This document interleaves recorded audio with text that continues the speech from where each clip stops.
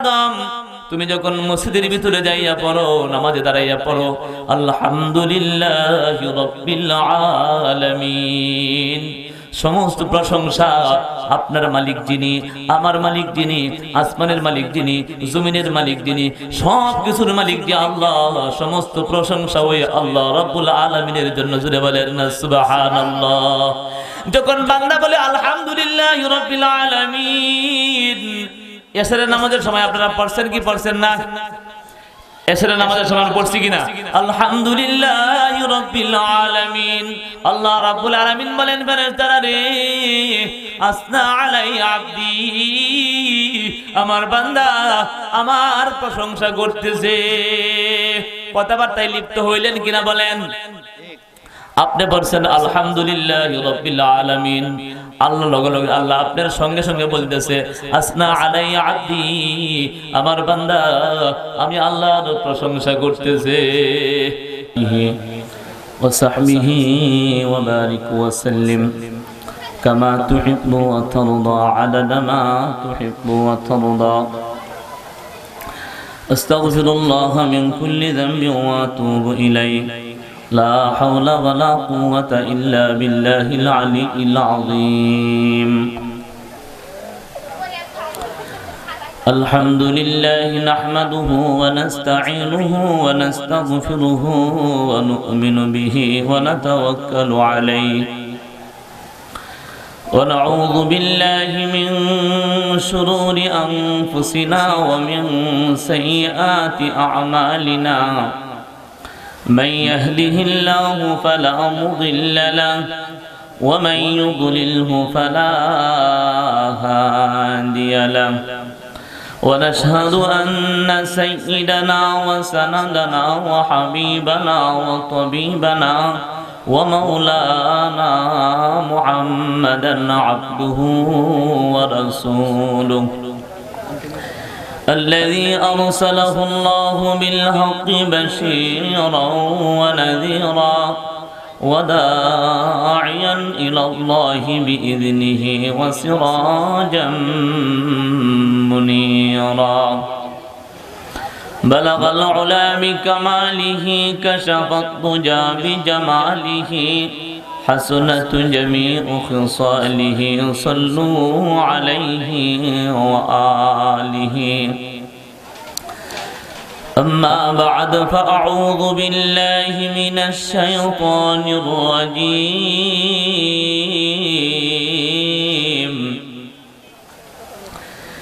بسم الله الرحمن الرحيم.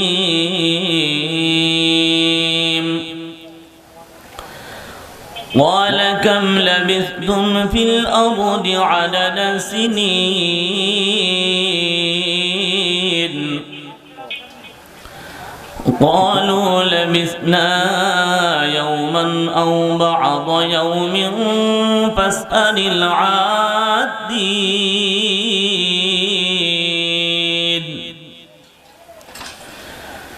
قال إن لبثتم إلا قليلا لو أنكم كنتم تعلمون.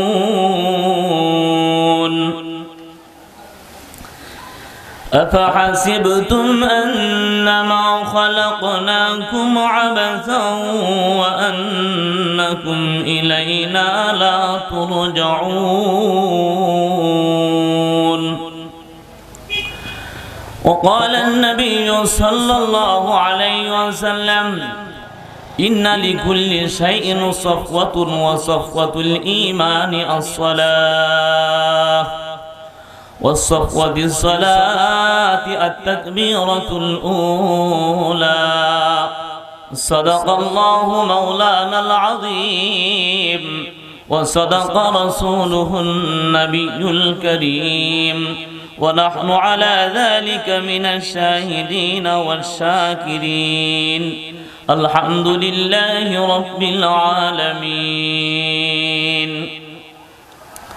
الحمد لله.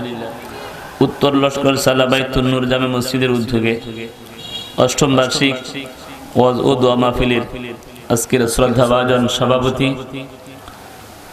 উপস্থিত দেশের মেরুদণ্ড ওলামায়ে কেরাম এবং সর্বস্তরের শ্রোতা ভাইয়ারা, আল্লাহ রাব্বুল আলামিনের দরবারে অসংখ্য গণিত শুকরিয়া যে মহান রাব্বুল আলামিন আমাদের সবাইকে এমন একটি মজলিসের ভিতরে আসার জন্য সুযোগ করে দিয়েছেন, যেখানে বসলে পরে আল্লাহ তাআলা মানুষের জিন্দেগীর সমস্ত গুনাহ মাফ করে দেন।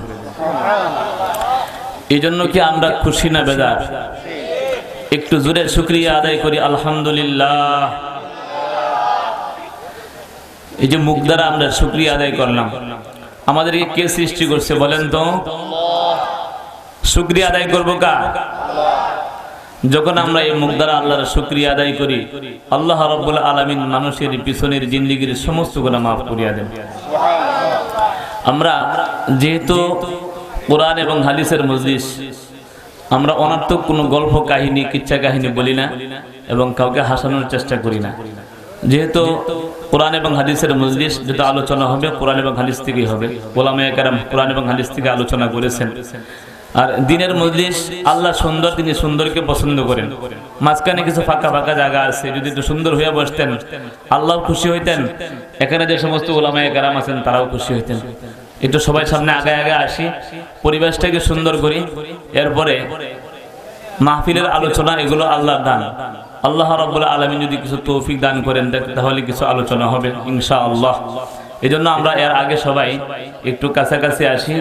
আর বাহিরে যে সমস্ত ভাইয়েরা আমরা এখনো ঘোরাফেরা করতেছি, আমরা প্রত্যেকেই প্যান্ডেলের কাছে চলে আসি, প্যান্ডেলের ভিতরে চলে আসি। যে সমস্ত ভাইয়েরা আমরা এখনো বাহিরে ঘোরাফেরা করতেছি, আমরা প্রত্যেকেই প্যান্ডেলের ভিতরে চলে আসি। প্যান্ডেলের ভিতরে এবং বাহিরে কখনো এক নয়। ঘরে এবং ঘরের বাহিরে যেমন এক নয়, প্যান্ডেল এবং প্যান্ডেলের বাহিরে কখনো এক হতে পারে না। বলতে পারেন বাহিরে মাইক দেওয়া হয়েছে কেন? মাইক দেওয়া হয়েছে এই জন্য যে সমস্ত ভাইয়েরা দোকানে পাটে বিভিন্ন জায়গার মধ্যে বসা আছি আমরা, ওই সমস্ত ভাইয়েরা যেন প্যান্ডেলের ভিতরে চলে আসে, ওই সমস্ত ভাইয়েরা যেন প্যান্ডেলের ভিতরে চলে আসে, তাদেরকে আহ্বান করার জন্য মাইকের ব্যবস্থা করা হয়েছে। আর হেদায়েতের কথাবার্তা যেগুলো হয় সবগুলো প্যান্ডেলের ভিতরে যারা বসবেন ওনাদেরকে লক্ষ্য করেই বলা হয়। আর প্যান্ডেলের ভিতরে আল্লাহর রহমত, শান্তি এবং সাকিনা বর্ষিত হয়। জোরে বলি সুবহানাল্লাহ। আর একটা কথা বলি, যখনই কোনো ফজিলতপূর্ণ কথা আসবে তখন কি বলতে হবে? জোরে বলেন, কি বলতে হবে? জোরে না আসতে, জোরে বলতে হবে। খুশি হবে কে? নারাজ হবে কে? শয়তান নারাজ হয়ে যাবে। যাই হোক, মসজিদের পক্ষ থেকে যেহেতু মাহফিলের আয়োজন করা হয়েছে, এই জন্য আমি মসজিদ সংক্রান্ত এবং নামাজের ব্যাপারে কয়েকটা বিষয় নিয়ে আমি আলোচনা করবো ইনশাআল্লাহ। এখনো বলতেছি যে সমস্ত ভাইয়েরা আমরা বাহিরে ঘোরাফেরা করতেছি, আমরা প্রত্যেকেই ভিতরে চলে আসি। আপনারা এখানে যারা আসছেন, বাড়ির থেকে বের হওয়ার সময় হযরত আবু উমামা বাহিলী রাদিয়াল্লাহু তাআলা আনহু বলেন, রাসূলুল্লাহ সাল্লাল্লাহু আলাইহি ওয়াসাল্লাম ইরশাদ করেছেন, মানুষ যখন নেক কাজ করার জন্য বাড়ি থেকে বের হয় অথবা নামাজ পড়ে মসজিদ থেকে বের হয়, নামাজ পড়ে যখন মসজিদ থেকে বের হয় তখন শয়তান এবং তার বাহিনী চতুর্পাশ দিয়ে আপনাকে আটকানোর জন্য চেষ্টা করে, মেহনত করে এবং সে চিৎকার করে ডাকাডাকি করে, যাতে করে আপনি নেক কাজ না করতে পারেন। নেক কাজ করলে আল্লাহ আপনার গুনাহগুলো মাফ করিয়া জান্নাতে পৌঁছে দিবেন। এটাকে শয়তান চায় কি চায় না বলেন? শয়তান কখনো ওঠা চায় না। এই জন্য রাসূলুল্লাহ সাল্লাল্লাহু আলাইহি ওয়াসাল্লাম বলেন, দুনিয়ার মানুষ ভালো করে শোনো, ইন্না আহাদাকুম ইযা আরাদা আন ইয়াখরুজা মিনাল মাসজিদ তাদাআতু জুনুদু ইবলিস ওয়া আজলাবাত। রাসূলুল্লাহ সাল্লাল্লাহু আলাইহি ওয়াসাল্লাম বলেন, হে দুনিয়ার মানুষ, তুমি যখন নামাজ পড়ে মসজিদ থেকে বের হও অথবা নামাজে যাওয়ার জন্য ঘর থেকে বের হও অথবা কোনো মাহফিলে যাওয়ার জন্য ঘর থেকে বের হও, যে জায়গার মধ্যে গেলে রব্বুল আলামিন তোমার জিন্দেগীর গুনাহগুলো মাফ করে দিবেন। বন্ধুরে, তুমি যখন বাড়ি থেকে বের হও, মসজিদ থেকে বের হও, ওয়াজ মাহফিলে যাওয়ার জন্য তুমি ফিকির করো, তাদাআত জুনুদ ইবলিস ওয়া আজলাবাত। ইবলিস এবং তার বাহিনী এক জায়গায় জমা হয়, একজন আরেকজনকে ডাকে, চিৎকার করিয়া ডাকাডাকি করে, ওরে শয়তানের দল, কোথায় আছো তোমরা? তাড়াতাড়ি আসো। একটা বান্দা মাহফিলের মধ্যে গেলে আলেমদের মুখ থেকে কথা শুনিয়া হয়তো সে জান্নাত মুখী হয়ে যাবে। এই বান্দা মসজিদে গেলে হয়তো নামাজ পড়ে তার জিন্দেগীর গুনাহগুলো মাফ করে নিবে। এই বান্দা ওলামায়ে কেরামের মুখ থেকে কথা শুনলে হয়তোবা তার জিন্দেগীর গুনাহগুলো মাফ হয়ে যাবে, আর সে অটোমেটিক জান্নাতের ভিতরে চলে যাবে। এটা আমরা পছন্দ করি না। ও আদিলাবাদ ইবলিস এবং তার বাহিনী চতুর্দিক দিয়া হইচই শুরু করে দেয়। ওয়াজতামাত কামা তাজতামিউন নাহনু আলা ইয়াসুবিহা। রাসূলুল্লাহ সাল্লাল্লাহু আলাইহি ওয়াসাল্লাম বলেন, ইবলিস এবং তার বাহিনী ওই নামাজি মানুষটা যিনি মসজিদের দিকে আসতেছেন, অথবা মসজিদ থেকে বের হয়ে তার দিলের ভিতরে এই ফিকির থাকে আর একবার কখন নামাজের সময় হবে, তখন ওই ব্যক্তি মসজিদের দিকে আসবে। শয়তান এবং তার বাহিনী চতুর্দিক দিয়ে জমা হয়ে থাকে, ধোঁকা দিতে আরম্ভ করে। ও আদিলাবাদ তারা হইচই করে, ওয়াজতামাত তারা জমা হয়ে যায়। কামা তাজতামিউন নাহনু আলা ইয়াসুবিহা। নবীজি বলেন, মৌমাছির রানী আছে, মৌমাছির রানী আমরা দেখছি রে, মৌমাছির রানী আছে না, রানী আছে যেখানে হাজার হাজার মৌমাছি সবাই জমা হয় সেখানে। নবীজি বলেন, হে মুসলমান, তুমি যখন মসজিদ থেকে বের হয়ে আসো ইবলিস তোমাকে ধোঁকা দেওয়ার জন্য, অথবা তুমি যখন বাড়ি থেকে বের হয়ে আসো ইবলিস তোমাকে ধোঁকা দেওয়ার জন্য, তুমি যেন মাহফিল পর্যন্ত না আসতে পারো, তোমার শরীরের মধ্যে সে খোসা লাগিয়ে দেয়। মৌমাছির রানীর চতুর্পাশে যেমন মৌমাছি জমা হয়ে যায়, কোন নামাজি দিনদার পরহেজগার যখন নেক আমল করার জন্য বাড়ি থেকে বের হয়, ইবলিস এবং তার বাহিনী চতুর্পাশে জমা হয়ে যায় এবং ওই ব্যক্তিকে ধোঁকা দেওয়ার ফিকির করে। বন্ধুরা আমার, এই জন্য যে ব্যক্তিকে রাসূলুল্লাহ সাল্লাল্লাহু আলাইহি ওয়াসাল্লাম বলেন, যে ব্যক্তিকে ইবলিস ধোঁকা দিতে পারলো, এক ওয়াক্ত নামাজ পড়ার পরে আর এক ওয়াক্ত নামাজ পড়ার তার সুযোগ হয় না, বাড়ি থেকে বের হয়ে আসলো, শয়তান তাকে খুঁচা মারলো, মাহফিল পর্যন্ত পৌঁছার তার সুযোগ হয় না, দোকানপাটে বসিয়া বসিয়া আড্ডা মারে, বিভিন্ন জায়গার মধ্যে গল্প গুজবে লিপ্ত হয়ে যায়। আর যে ব্যক্তি বিসমিল্লাহি তাওয়াক্কালতু আলাল্লাহ বলিয়া ঘর থেকে বের হলো, রাসূলুল্লাহ সাল্লাল্লাহু আলাইহি ওয়াসাল্লাম বলেন, আল্লাহ বলেছেন, ইজ্জতি ওয়া জালালি ওয়া কারমি, আমার ইজ্জতের কসম, বুজুর্গির কসম, দুনিয়ার মানুষে তুমি যখন বিসমিল্লাহি তাওয়াক্কালতু আলাল্লাহ বলিয়া ঘর থেকে বের হবে, ইবলিস এবং তোমার মাঝে রব্বুল আলামিন পর্দা ফেলে দিবেন, ইবলিস তোমাকে ধোঁকা দিতে পারবে না। তাহলে কি দোয়া পড়তে হবে ঘর থেকে বের হওয়ার সময়? বিসমিল্লাহি তাওয়াক্কালতু আলাল্লাহ। অনুরূপভাবে যখন আপনি মসজিদ থেকে বের হন এক ওয়াক্ত নামাজ পড়ার পরে, ইবলিস এবং তার বাহিনী চতুর্পাশে জমা হয়ে যায়। চতুর্পাশে জমা হওয়ার পরে আপনাকে ধোঁকা দেওয়ার জন্য ফিকির করে। জোহরের নামাজ পড়ছেন যাতে করে আসরের নামাজের সময় মসজিদ পর্যন্ত না আসতে পারেন, আসর পড়ছেন যেন মাগরিব পর্যন্ত না আসতে পারেন, মাগরিব পড়ছেন তো এশা পড়তে এশার নামাজের সময় যেন মসজিদ পর্যন্ত না আসতে পারেন। শয়তান সবাই মিলে আপনাকে ধোঁকা দেয়। রাসূলুল্লাহ সাল্লাল্লাহু আলাইহি ওয়াসাল্লাম বলেন, আল্লাহর ইজ্জতের কসম, বুজুর্গির কসম, তুমি যদি মসজিদ থেকে বের হওয়ার সময় কি দোয়া পড়তে হয়? যদি বলেন, কথা বলেন, কি দোয়া পড়তে হয়? আল্লাহুম্মা ইন্নী আসআলুকা মিন ফাদলিক। যখন এই দোয়া পড়ে আপনি মসজিদ থেকে বের হবেন, ইবলিস আপনাকে দেখবে না, ইবলিস আপনাকে ধোঁকা দিতে পারবে না। সুবহানাল্লাহ বলেন না? আল্লাহ রাব্বুল আলামিন তার উপর খুশি হয়ে যায়, তার মধ্যে এবং ইবলিসের মধ্যে আল্লাহ রাব্বুল আলামিন পর্দা ফেলে দেন। যিনি মসজিদ বানাইছেন তিনি বড় ভাগ্যবান, যিনারা এখানে আসছেন তারাও বড় ভাগ্যবান।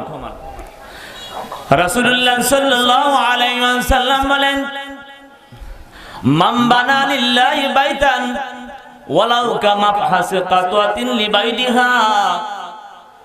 নবীজি বলেন, যে ব্যক্তি আল্লাহকে সন্তুষ্ট করার জন্য মসজিদ বানাইলো, ওয়ালাউ কামাফহাসি কাতওয়াতিন লিবাইদিহা, পাখি ডিম পাড়ার জন্য যে ছোট্ট বাসা বানায়, এরকম ছোট্ট একটা বাসা বানাইলো, মসজিদ হিসাবে বানাটা মসজিদ বানাইলো, পাখির বাসা যেমন ছোট এরকম একটা ছোট মসজিদ বানাইলো।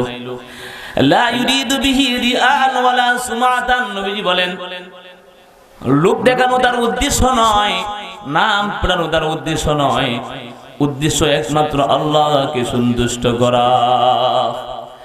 পাখির বাসা বলিয়া নবীজি বুঝাইছেন। ছোট্ট মসজিদ যেখানে 2-3 জন মানুষ নামাজ পড়তে পারে, মোটামুটি জমাত হয় 2 জন 3 জন 4-5 জন লোকে নামাজ পড়তে পারে, এমন ছোট্ট একটা মসজিদে যদি কোনো ব্যক্তি বানায়, রাসূলুল্লাহ সাল্লাল্লাহু আলাইহি ওয়াসাল্লাম বলেছেন, বানাল্লাহু লাহু বাইতান ফিল জান্নাহ, রব্বুল আলামিন ওই ব্যক্তির জন্য জান্নাতের মধ্যে বাড়ি বানায়া দিবেন। সাহাবায়ে কেরাম বললেন, নবী গো, আমাদের প্রত্যেকের দ্বারাই তো মসজিদ নির্মাণ করা সম্ভব নয়, প্রত্যেকের অর্থ সম্পদ সমান না, আমাদের প্রত্যেকের অর্থ সম্পদ নাই, যে কেউ ইচ্ছা করলে মসজিদ নির্মাণ করতে পারে না, জায়গা জমির দরকার, টাকা পয়সার দরকার। রাসূলুল্লাহ সাল্লাল্লাহু আলাইহি ওয়াসাল্লাম বলেন, সাহাবীরা রে, ওমান আল্লাকা ফীহি কিনদিলান, যে ব্যক্তি মসজিদের মধ্যে একটা বাতি লাগাইলো, যে ব্যক্তি মসজিদের মধ্যে একটা লাইট লাগাইয়া দিল, মোমবাতি কিনে আর সহযোগিতা করলো, সাল্লা আলাইহি ৭০ আলফা মালাকিন, রাসূলুল্লাহ সাল্লাল্লাহু আলাইহি ওয়াসাল্লাম বলেন, রব্বুল আলামিন ওই ব্যক্তির জন্য ৭০,০০০ ফেরেশতা নিয়োগ করিয়া দেন। যতদিন পর্যন্ত দুনিয়া থাকবে, অর্থাৎ কিয়ামত হবে না, ততদিন পর্যন্ত ৭০,০০০ ফেরেশতা ওই ব্যক্তির জন্য রহমতের দোয়া করবে। রাসূলুল্লাহ সাল্লাল্লাহু আলাইহি ওয়াসাল্লাম বলেন, হে দুনিয়ার মানুষ, লাইট লাগাইতে পারলা না, তোমার একটা পুরাতন কাপড় ছিল, এই কাপড়টা মসজিদে বিছাইয়া দিলা, অথবা তুমি একটা চট কিনিয়া দিলা, একটা চাটাই কিনিয়া দিলা। নবীজি সাল্লাল্লাহু আলাইহি ওয়াসাল্লাম বলেন, ওয়ামান বাসাতা ফীহি হাসিরান সাল্লা আলাইহি ৭০ আলফা মালাকিন, রাসূলুল্লাহ সাল্লাল্লাহু আলাইহি ওয়াসাল্লাম বলেন, যে ব্যক্তি মসজিদের মধ্যে একটা চট বিছাইয়া দিল, চাটাই বিছাইয়া দিল রে, আল্লাহ রাব্বুল আলামিন ৭০,০০০ ফেরেশতা নিয়োগ করে দিবেন। যতদিন পর্যন্ত দুনিয়া থাকবে, ততদিন পর্যন্ত ওই ফেরেশতারা তার জন্য রহমতের দোয়া করবে। রাসূলুল্লাহ সাল্লাল্লাহু আলাইহি ওয়াসাল্লাম বলেন, মসজিদ বানানোর জায়গা তোমার নাই, অর্থ করি নাই, তুমি সহযোগিতাও করতে পারলা না, লাইটিং এর ব্যবস্থা করতে পারো নাই, চোরের ব্যবস্থা তুমি করতে পারো নাই। ওমান আখাযা কাযাতাম মিনাল মসজিদ বানাল্লাহু লাহু বাইতান ফিল জান্নাহ, নবীজি বলেন, হে দুনিয়ার মানুষ, তুমি যদি মসজিদ থেকে একটা ময়লা সরায়া দাও, মসজিদের ভিতরে আমরা অনেক সময় হাতের নখ ফেলাই, চুল ফেলাই, মাথা আসায় খুশকিগুলো ফেলাই, হাদিসের কিতাবের মধ্যে আসছে, যদি কোনো ব্যক্তি এগুলো করে, ময়লা করে মসজিদের ভিতরে, উহুদ পাহাড়কে, এই ময়লাকে উহুদ পাহাড়ের মতো বড় বানাইয়া তার মাথায় উঠায় দেওয়া হবে হাসরের ময়দানে, নাউজুবিল্লাহ। এই জন্য রাসূলুল্লাহ সাল্লাল্লাহু আলাইহি ওয়াসাল্লাম মসজিদ পরিষ্কার করলে কি সব হয়, নবীজি মুহাম্মদুর রাসূলুল্লাহ সাল্লাল্লাহু আলাইহি ওয়াসাল্লাম বলেন, হে দুনিয়ার মানুষ, যে ব্যক্তি মসজিদ থেকে ময়লা উঠাইলো, মসজিদের ভিতরে মরা চামড়া পড়েছিল ওটা সরাইলো, মসজিদের ভিতরে কোনো একটু ময়লা পড়েছিল ওটা সরাইয়া দিল, জায়গা দিতে পারে নাই, টাকা দিয়েও সহযোগিতা করতে পারে নাই, লাইটিং এর ব্যবস্থা করতে পারে নাই, মোমবাতি কেনার টাকা নাই, চট কিনে দিবে ওই টাকা নাই, মসজিদ থেকে ময়লা সরাইয়া দিল, রব্বুল আলামিন বলেন, তোমাকেও মাহরুম করা হবে না রে বন্ধু। আল্লাহ রাব্বুল আলামিন বানাল্লাহু লাহু বাইতান ফিল জান্নাহ, নবীজি মুহাম্মদুর রাসূলুল্লাহ সাল্লাল্লাহু আলাইহি ওয়াসাল্লাম বলেন, ওই ব্যক্তির জন্য আল্লাহ রাব্বুল আলামিন জান্নাতের মধ্যে বাড়ি বানায়া দিবেন। রাসূলুল্লাহ সাল্লাল্লাহু আলাইহি ওয়াসাল্লাম বলেন, হে দুনিয়ার মানুষ, আল্লাহ রাব্বুল আলামিন তার ইজ্জত বুজুর্গির কসম কে বলেন, আল্লাহ রাব্বুল আলামিন বলেন, ইজ্জতি ওয়া জালালি ওয়া কারমি ওয়া উলুফি ওয়া ইরতিফা'i মাকানি, আমার ইজ্জতের কসম, বুজুর্গির কসম, হে দুনিয়ার মানুষ, আমি আল্লাহ যে সিংহাসনের মধ্যে বসি, ওই সিংহাসনের কসম, লৌহ কুরসির কসম, ইন্নী লা আহুম্মু বিআহলিল আরদি আযাবান, অনেক মানুষ দুনিয়ার মধ্যে আমি সৃষ্টি করেছি, ওয়া কালিলুম মিন ইবাদিয়াশ শাকুর, আমার বান্দাদের মধ্যে বেশি না শুকরিয়া করে, অনেক মানুষ এই নামাজ পড়ে না, এই এলাকার ভিতরে হাজার হাজার মানুষ ছিল। এলাকার ভিতরে এটা ধর্মীয় মাহফিল, ইচ্ছা করলে সবাই আসতে পারতো, সবাই কিন্তু আসে নাই। অনেক মানুষ এই গুনাহের কাজের মধ্যে মশগুল। রাসূলুল্লাহ সাল্লাল্লাহু আলাইহি ওয়াসাল্লাম বলেন, হে দুনিয়ার মানুষ তুমি ভালো করে শুনো, অনেক মানুষ গুনাহের মধ্যে মশগুল। কেউ জিনা করতেছে, কেউ চুরি করতেছে, কেউ ডাকাতি করতেছে, বিভিন্ন মানুষ বিভিন্ন গুনাহের মধ্যে মশগুল। রব্বুল আলামিন আমাদেরকে সৃষ্টি করেছেন তার গোলামি করার জন্য। কিসের জন্য সৃষ্টি করেছেন? জোরে বলেন, কিসের জন্য?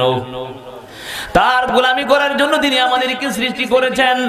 যখন আমরা গুনাহের কাজের মধ্যে মশগুল হয়ে যাই, আল্লাহ রাব্বুল আলামিন বলেন, আমার ইজ্জতের কসম, বুজুর্গির কসম, আমার উচ্চ আসনের কসম, আমি আল্লাহ ফয়সালা করি তোমাদেরকে ধ্বংস করে দিব, তোমাদেরকে দুনিয়া থেকে আযাব দিয়া শেষ করে দিব, খতম করে দিব, কারণ আমি রাগান্বিত হয়ে যাই। ফাইদা নাযারাতু ইলা উম্মারি বুয়ুতি, নবীজি বলেন, আল্লাহ রাব্বুল আলামিন ইরশাদ করেন হাদিসে কুদসির মধ্যে, ফাইদা নাযারতু ইলা উম্মারি বুয়ুতি, অতঃপর আমি আল্লাহ রাব্বুল আলামিন যখন দুনিয়ার মধ্যে যে সমস্ত মসজিদ নির্মাণ করা হয়েছে, এই মসজিদগুলোকে আল্লাহ বলেন বুয়ুতি, মসজিদগুলো হইল আমি আল্লাহর ঘর। জুড়ে বলেন সুবহানাল্লাহ। মসজিদগুলো কার ঘর? জুড়ে বলেন কার ঘর? আল্লাহর ঘরে কারা আসে বলেন তো? আল্লাহর ঘরের মধ্যে আল্লাহর মেহমান যারা তারাই আসে, আল্লাহর প্রতিবেশী বা যারা তারাই আসতে পারে, সব মানুষ মসজিদ পর্যন্ত আসতে পারে না। আল্লাহ রাব্বুল আলামিন বলেন, হে দুনিয়াবাসী, আমি আল্লাহ মাঝে মধ্যেই ফয়সালা করি, তোমাদেরকে ধ্বংস করে দিব, তোমাদেরকে দুনিয়া থেকে শেষ করে দিব, তোমাদেরকে জাহান্নামে পৌঁছিয়ে দিব, দুনিয়ার ভিতরে তোমাদেরকে থাকার কোনো অধিকার আমি রাখবো না। ফাইদা নাযারাতু ইলা উম্মারি বুয়ুতি, অতঃপর আমি আল্লাহ রাব্বুল আলামিন যখন মসজিদের সমূহের দিকে তাকাই, দেখি ওই জায়গার মধ্যে কিছু লোক সিজদা করতেছে, কিছু লোক কোরআনে কারীমের তেলাওয়াত করতেছে, কিছু লোক আমার দরবারে হাত উঠাইয়া আমি আল্লাহর কাছে গুনাহ থেকে মাফ চাইতেছে। ফাইদা নাযারতু ইলা উম্মারি বুয়ুতি, আমি যখন আমার মসজিদ আবাদকারীদের দিকে তাকাই, যারা মসজিদ আবাদ করে, মসজিদ কারা আবাদ করে? রাসূলুল্লাহ সাল্লাল্লাহু আলাইহি ওয়াসাল্লাম বলেন, যারা নামাজ পড়ে তারাই মসজিদ আবাদ করে। জোরে বলেন সুবহানাল্লাহ। আওয়াজে তো কম কেন? জবান কে দিয়েছে বলেন? শুকরিয়া আদায় করব কার? জোরে বলি সুবহানাল্লাহ। এই মুক্তারা সুবহানাল্লাহ একবার উচ্চারণ করলে রাসূলুল্লাহ সাল্লাল্লাহু আলাইহি ওয়াসাল্লাম বলেন, জমিন থেকে আসমান পর্যন্ত রব্বুল আলামিন নেকি দ্বারা ভরপুর করিয়া দেয়। যদি কোনো ব্যক্তি একবার আল্লাহু আকবার উচ্চারণ করে গো, নবীজি বলেন 1000 উট আল্লাহর রাস্তায় কুরবানি করলে যে পরিমাণ নেকি হয়, এই পরিমাণ নেকি তোমার আমলনামায় লিখিয়া দেওয়া হয়।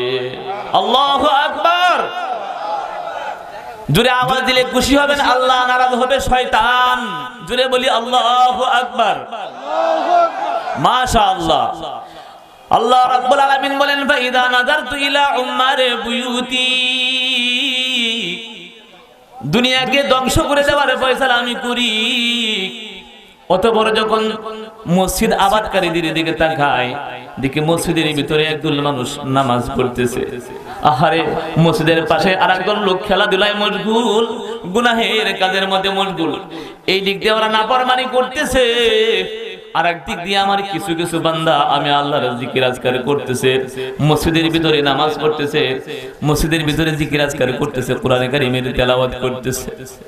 আল্লাহ রাব্বুল আলামিন বলেন, ওয়াইলাল মুতাহাব্বিনা ফিয়া, অতঃপর আমি যখন ওই সমস্ত লোকদের দিকে তাকাই যারা একজন আরেকজনকে মহব্বত করে আমি আল্লাহকে সন্তুষ্ট করার জন্য দাওয়াতের কাজ করে মানুষকে দিনে দাওয়াত দেয়। ওয়াইলাল মুস্তাগফিরিনা বিল আসহার, রাসূলুল্লাহ সাল্লাল্লাহু আলাইহি ওয়াসাল্লাম বলেন, আল্লাহ রাব্বুল আলামিন বলেন, হে দুনিয়াবাসী, দুনিয়াকে আমি আল্লাহ ধ্বংস করে দেওয়ার জন্য যখন ফয়সালা করি, রাত যখন গভীর হয় দুনিয়াবাসীর দিকে তাকাই, ওয়াইলাল মুস্তাগফিরিনা বিল আসহার, দুনিয়াবাসীর দিকে তাকায়া দেখি কিছু কিছু মানুষ আমি আল্লাহকে সন্তুষ্ট করার জন্য আরামের ঘুম হারাম করিয়া বিস্তার মধ্যে আরামের বিস্তার হারাম করিয়া এই শীতের রাত্র লেপ তোষক কম্বল গুলো রাখিয়া ঠান্ডা পানি দিয়া উযু করিয়া তাহাজ্জুদের নামাজে দাঁড়াইয়া দাঁড়াইয়া ক্রন্দন করতেছে, আল্লাহ তুমি দয়া করে মায়া করে আমার জিন্দেগীর গুনাহগুলো মাফ করে দাও। ওই ব্যক্তি নিজের জন্যই শুধু দোয়া করে না, বিশ্ববাসীর জন্য দোয়া করে, আল্লাহ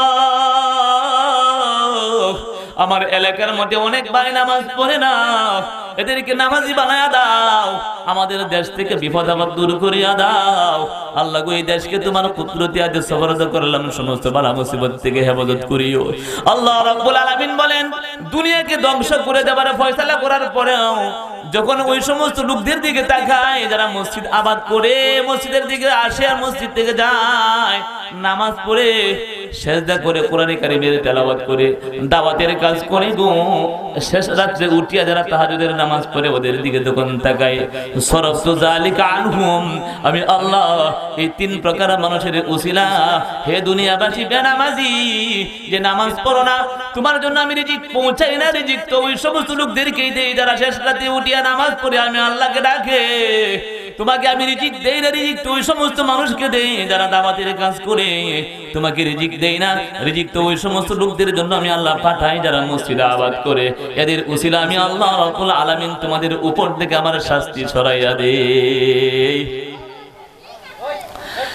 রাসূলুল্লাহ সাল্লাল্লাহু আলাইহি ওয়াসাল্লাম বলেন, হে দুনিয়ার মানুষ ভালো করে শুনো, ভালো করে শুনো, ইযা রাআইতুমুর রাজুলা ইয়াতাদু ইলাল মসজিদ ফাশহাদু লাহু বিল ঈমান। নবীজি বলেন, হে দুনিয়ার মানুষ, যখন একটা মানুষকে দেখো মসজিদের দিকে যায়, মসজিদ থেকে বের হয়, নামাজ পড়ার জন্য মসজিদের দিকে যায়, তুমি তাকে বারবার দেখতেছো মসজিদের ভিতরে সে ঢুকে, ওই ব্যক্তিকে বেনামাজি বলিও না।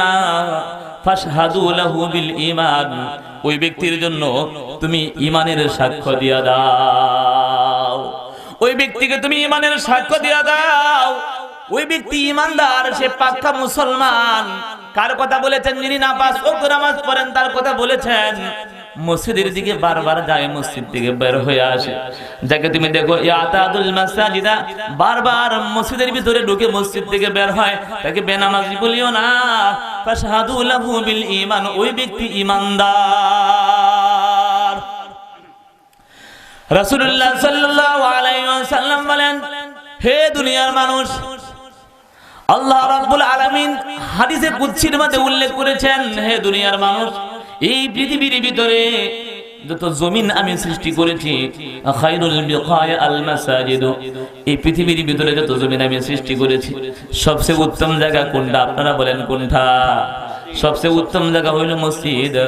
ওয়া শাররুল বিকায়ে, রাসূলুল্লাহ সাল্লাল্লাহু আলাইহি ওয়াসাল্লাম বলেন, আল আসওয়াক, বাজার হইল সবচেয়ে নিকৃষ্ট জায়গা এবং সবচেয়ে উত্তম জায়গা হলো মসজিদ। নবীজি বলেন, যারা মসজিদের ভিতরে যায় তারা আল্লাহর বড় মেহমান। যে ব্যক্তি মসজিদের দিকে যায় সে বড় মেহমান। যে ব্যক্তি মসজিদে নামাজ পড়তে গেল ওই ব্যক্তির উসিলা আল্লাহ রাব্বুল আলামিন বিশ্ববাসীকে রিজিক পৌঁছিয়ে দেখেন, ওই ব্যক্তির উসিলা আল্লাহ রাব্বুল আলামিন আপনি আমার উপর থেকে শাস্তি পর্যন্ত সরায়া দেন। রাসূলুল্লাহ সাল্লাল্লাহু আলাইহি ওয়াসাল্লাম বলেন, আল জুলুসু ফিল মসজিদ ইবাদাতুন, মসজিদের ভিতরে বসে থাকা একটা ইবাদত। জোরে বলেন সুবহানাল্লাহ। মসজিদের ভিতরে বসে থাকা একটা ইবাদত। মসজিদের ভিতরে নামাজ পড়াও তো ইবাদত, মসজিদের ভিতরে বসে থাকাও ইবাদত। রাসূলুল্লাহ সাল্লাল্লাহু আলাইহি ওয়াসাল্লাম বলেন, মসজিদের ভিতরে যাইয়া ওয়ান নজরু ইলা ওয়াজহিল আলিম ইবাদাতুন, নবীজি বলেন মসজিদের ভিতরে যাইয়া আলেমের চেহারার দিকে তাকাইয়া তাকাও তোমাদের জন্য একটা ইবাদত। ওয়া নাফাসুহু তাসবিহুন, রাসূলুল্লাহ সাল্লাল্লাহু আলাইহি ওয়াসাল্লাম বলেন, যিনি হকপন্থী আলেম, কোরআনের আলেম যিনি, রাসূলুল্লাহ সাল্লাল্লাহু আলাইহি ওয়াসাল্লাম বলেন দুনিয়ার মানুষ, ওয়া নাফাসুহু তাসবিহুন, যে ব্যক্তি ভিতরে কোরআন আছে, হাদিস আছে, এইগুলো মানিয়ে যে ব্যক্তি আমল করে, নবীজি সাল্লাল্লাহু আলাইহি ওয়াসাল্লাম বলেন তার শ্বাস প্রশ্বাস গুলো পর্যন্ত তাসবিহ পাঠ করে। রাসূলুল্লাহ সাল্লাল্লাহু আলাইহি ওয়াসাল্লাম বলেন, দুনিয়ার মানুষ ভালো করে শুনো, আল জুলুসু সাআতান ইনদা মুযাকারাতিল ইলমি আহাব্বা ইলাল্লাহি তাআলা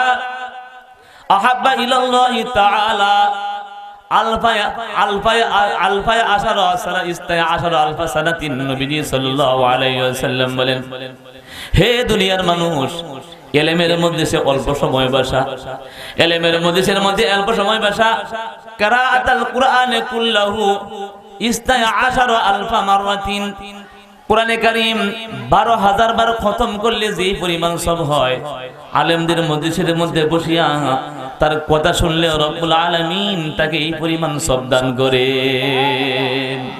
কি মনে করছেন? কোরআন এবং হাদিসের কথা খুবই গুরুত্বপূর্ণ। এই জন্য আমাদের নামাজি হতে হবে। আমরা যদি নামাজ না পড়ি, দুনিয়াও ধ্বংস, পরকালেও ধ্বংস। মানুষ কত প্রকার বলতে পারেন? মানুষ দুনিয়ার মধ্যে 4 প্রকার। আল্লাহ রাব্বুল আলামিন আমাদেরকে 4 ভাগে ভাগ করেছেন। কিছু কিছু মানুষ দুনিয়াতে ধনী, পরকালে গরিব। কিছু কিছু মানুষ দুনিয়াতে ধনী, পরকালে গরিব। কিছু কিছু মানুষ দুনিয়াতেও ধনী, পরকালেও ধনী। কিছু কিছু মানুষ আছে দুনিয়াতে গরিব, পরকালে ধনী। কিছু কিছু মানুষ আছে বন্ধুরে দুনিয়াতেও গরিব। রব্বুল আলামিন কিছু কিছু মানুষকে দুনিয়াতে সৃষ্টি করেছেন, তার অর্থবিত্তের কোনো কিছুর অভাব নাই, টাকা পয়সা কোনো কিছুর অভাব নাই, লক্ষ লক্ষ কোটি কোটি টাকার সে মালিক, দুনিয়াতে কোনো কিছুর অভাব নাই। কিন্তু 5 ওয়াক্ত নামাজ পড়ে, রোজা রাখে, হজ করে, যাকাত দেয়, মসজিদ মাদ্রাসায় দান খয়রাত করে। নবীজি সাল্লাল্লাহু আলাইহি ওয়াসাল্লাম বলেন, এই লোকটা দুনিয়াতেও ধনী, পরকালেও ধনী। কিছু কিছু লোক আছে দুনিয়ার মধ্যে ধনী, অর্থ সম্পদের অভাব নাই, লক্ষ লক্ষ কোটি কোটি টাকার মালিক। নবীজি মুহাম্মদুর রাসূলুল্লাহ সাল্লাল্লাহু আলাইহি ওয়াসাল্লাম বলেন, হে দুনিয়ার মানুষ, ভালো করে শুনো, দুনিয়ার ভিতরে অর্থ সম্পদের অভাব নাই, কোটি কোটি টাকার মালিক, লক্ষ লক্ষ টাকার মালিক। এই লোকটা নামাজ পড়ে না, রোজা রাখে না, আমার আল্লাহকে মানে না, মসজিদ পর্যন্ত যায় না, মসজিদ মাদ্রাসাকে ভালো লাগে না, নামাজেও পড়ে না, কোরআন কারীমের তেলাওয়াত করে না। ওরে ভাই, তুমি দুনিয়ার মধ্যে ধনী হইলেও পরকালে সে গরিব। আর একজন মানুষ, রাসূলুল্লাহ সাল্লাল্লাহু আলাইহি ওয়াসাল্লাম বলেন, দুনিয়াতে গরিব মানুষ কাজ কাম করিয়া খায়, রিস্কা চালায়া খায়, মানুষের বাড়িতে কাজ করে, টাকা পয়সা নাই, কোনো কিছুই নাই, কিন্তু যখন নামাজের সময় হয় তার রিস্কা তালা মারিয়া মসজিদের দিকে চলিয়া যায়। এরকম লোক আছে না নাই? ওরে বন্ধু, অর্থ সম্পদ বলতে কোনো কিছুই তার নাই, আল্লাহর কথা বলে না। যখন নামাজের আজান হয়ে যায় মসজিদের দিকে সে চলে আসে, যখন আজান হয়ে যায় মসজিদের দিকে চলে আসে নামাজ পড়ার জন্য। রাসূলুল্লাহ সাল্লাল্লাহু আলাইহি ওয়াসাল্লাম বলেন, এই লোকটা দুনিয়াতে গরিব হইলেও পরকালে ধনী। এই লোকটা দুনিয়াতে গরিব হইলেও পরকালে ধনী। রব্বুল আলামিন থেকে ধনী বানায় দিবেন, জান্নাতে পৌঁছিয়ে দিবেন। আর একজন মানুষ, গরিব মানুষ, কাজ কাম করিয়া খায়, টাকা নাই, পয়সা নাই, কোনো কিছুই নাই। বন্ধুরা আমার, ওই ব্যক্তি গরিব হওয়ার কারণে নামাজ পড়ে না, রোজা রাখে না, আল্লাহকে মানে না। সে বলে, আমি গরিব মানুষ, কাজ কাম করিয়া খাই, নামাজ পড়ার সুযোগ কই পাই? ওরে ভাই, তুমি বড় ক্ষতিগ্রস্ত, তোমার দুনিয়াও ধ্বংস, পরকালেও ধ্বংস। ওই ব্যক্তির কথা বলা হয়েছে, সে দুনিয়াতেও গরিব, পরকালেও সে গরিব। রব্বুল আলামিন বলেন, খাসিরাত দুনিয়া ওয়াল আখিরাহ, তোমার দুনিয়াও ধ্বংস হয়ে গেল, পরকালেও তোমার ধ্বংস হয়ে গেল। তুমি দুনিয়াতেও ক্ষতিগ্রস্ত, পরকালেও তুমি ক্ষতিগ্রস্ত। মসজিদের কথা আলোচনা করতেছিলাম। মসজিদে কারা আসে বলেন তো? যারা আল্লাহর প্রিয় মাহবুব বান্দা, তারাই মসজিদ পর্যন্ত আসতে পারে। রাসূলুল্লাহ সাল্লাল্লাহু আলাইহি ওয়াসাল্লাম বলেন, ইযা আহাব্বা আবদান জালাহু কাইমা মাসজিদিন, যখন রব্বুল আলামিন কাউকে মহব্বত করেন, ভালোবাসেন, ওই ব্যক্তিকে আল্লাহ রাব্বুল আলামিন মসজিদে সংরক্ষণের দায়িত্ব দিয়ে দেন। হয়তো কমিটির ভিতরে ঢুকায় দেন, অথবা সভাপতি বানায় দেন, অথবা সেক্রেটারি বানায় দেন, কোনো পদের মধ্যে নাই, ওই মসজিদের মুসল্লি তাকে আল্লাহ বানায় দেন। ইদা আহাব্বা আবদান জাআলাহু কাইমা মাসজিদিন। নবীজি মুহাম্মদুর রাসূলুল্লাহ সাল্লাল্লাহু আলাইহি ওয়াসাল্লাম বলেন, রব্বুল আলামিন যখন কোনো মানুষকে পছন্দ করেন, মহব্বত করেন, আল্লাহ রাব্বুল আলামিন ওই ব্যক্তিকে মসজিদের ভিতরে মসজিদ সংগ্রহ করেন, দায়িত্ব তার হাতে দিয়ে দেন।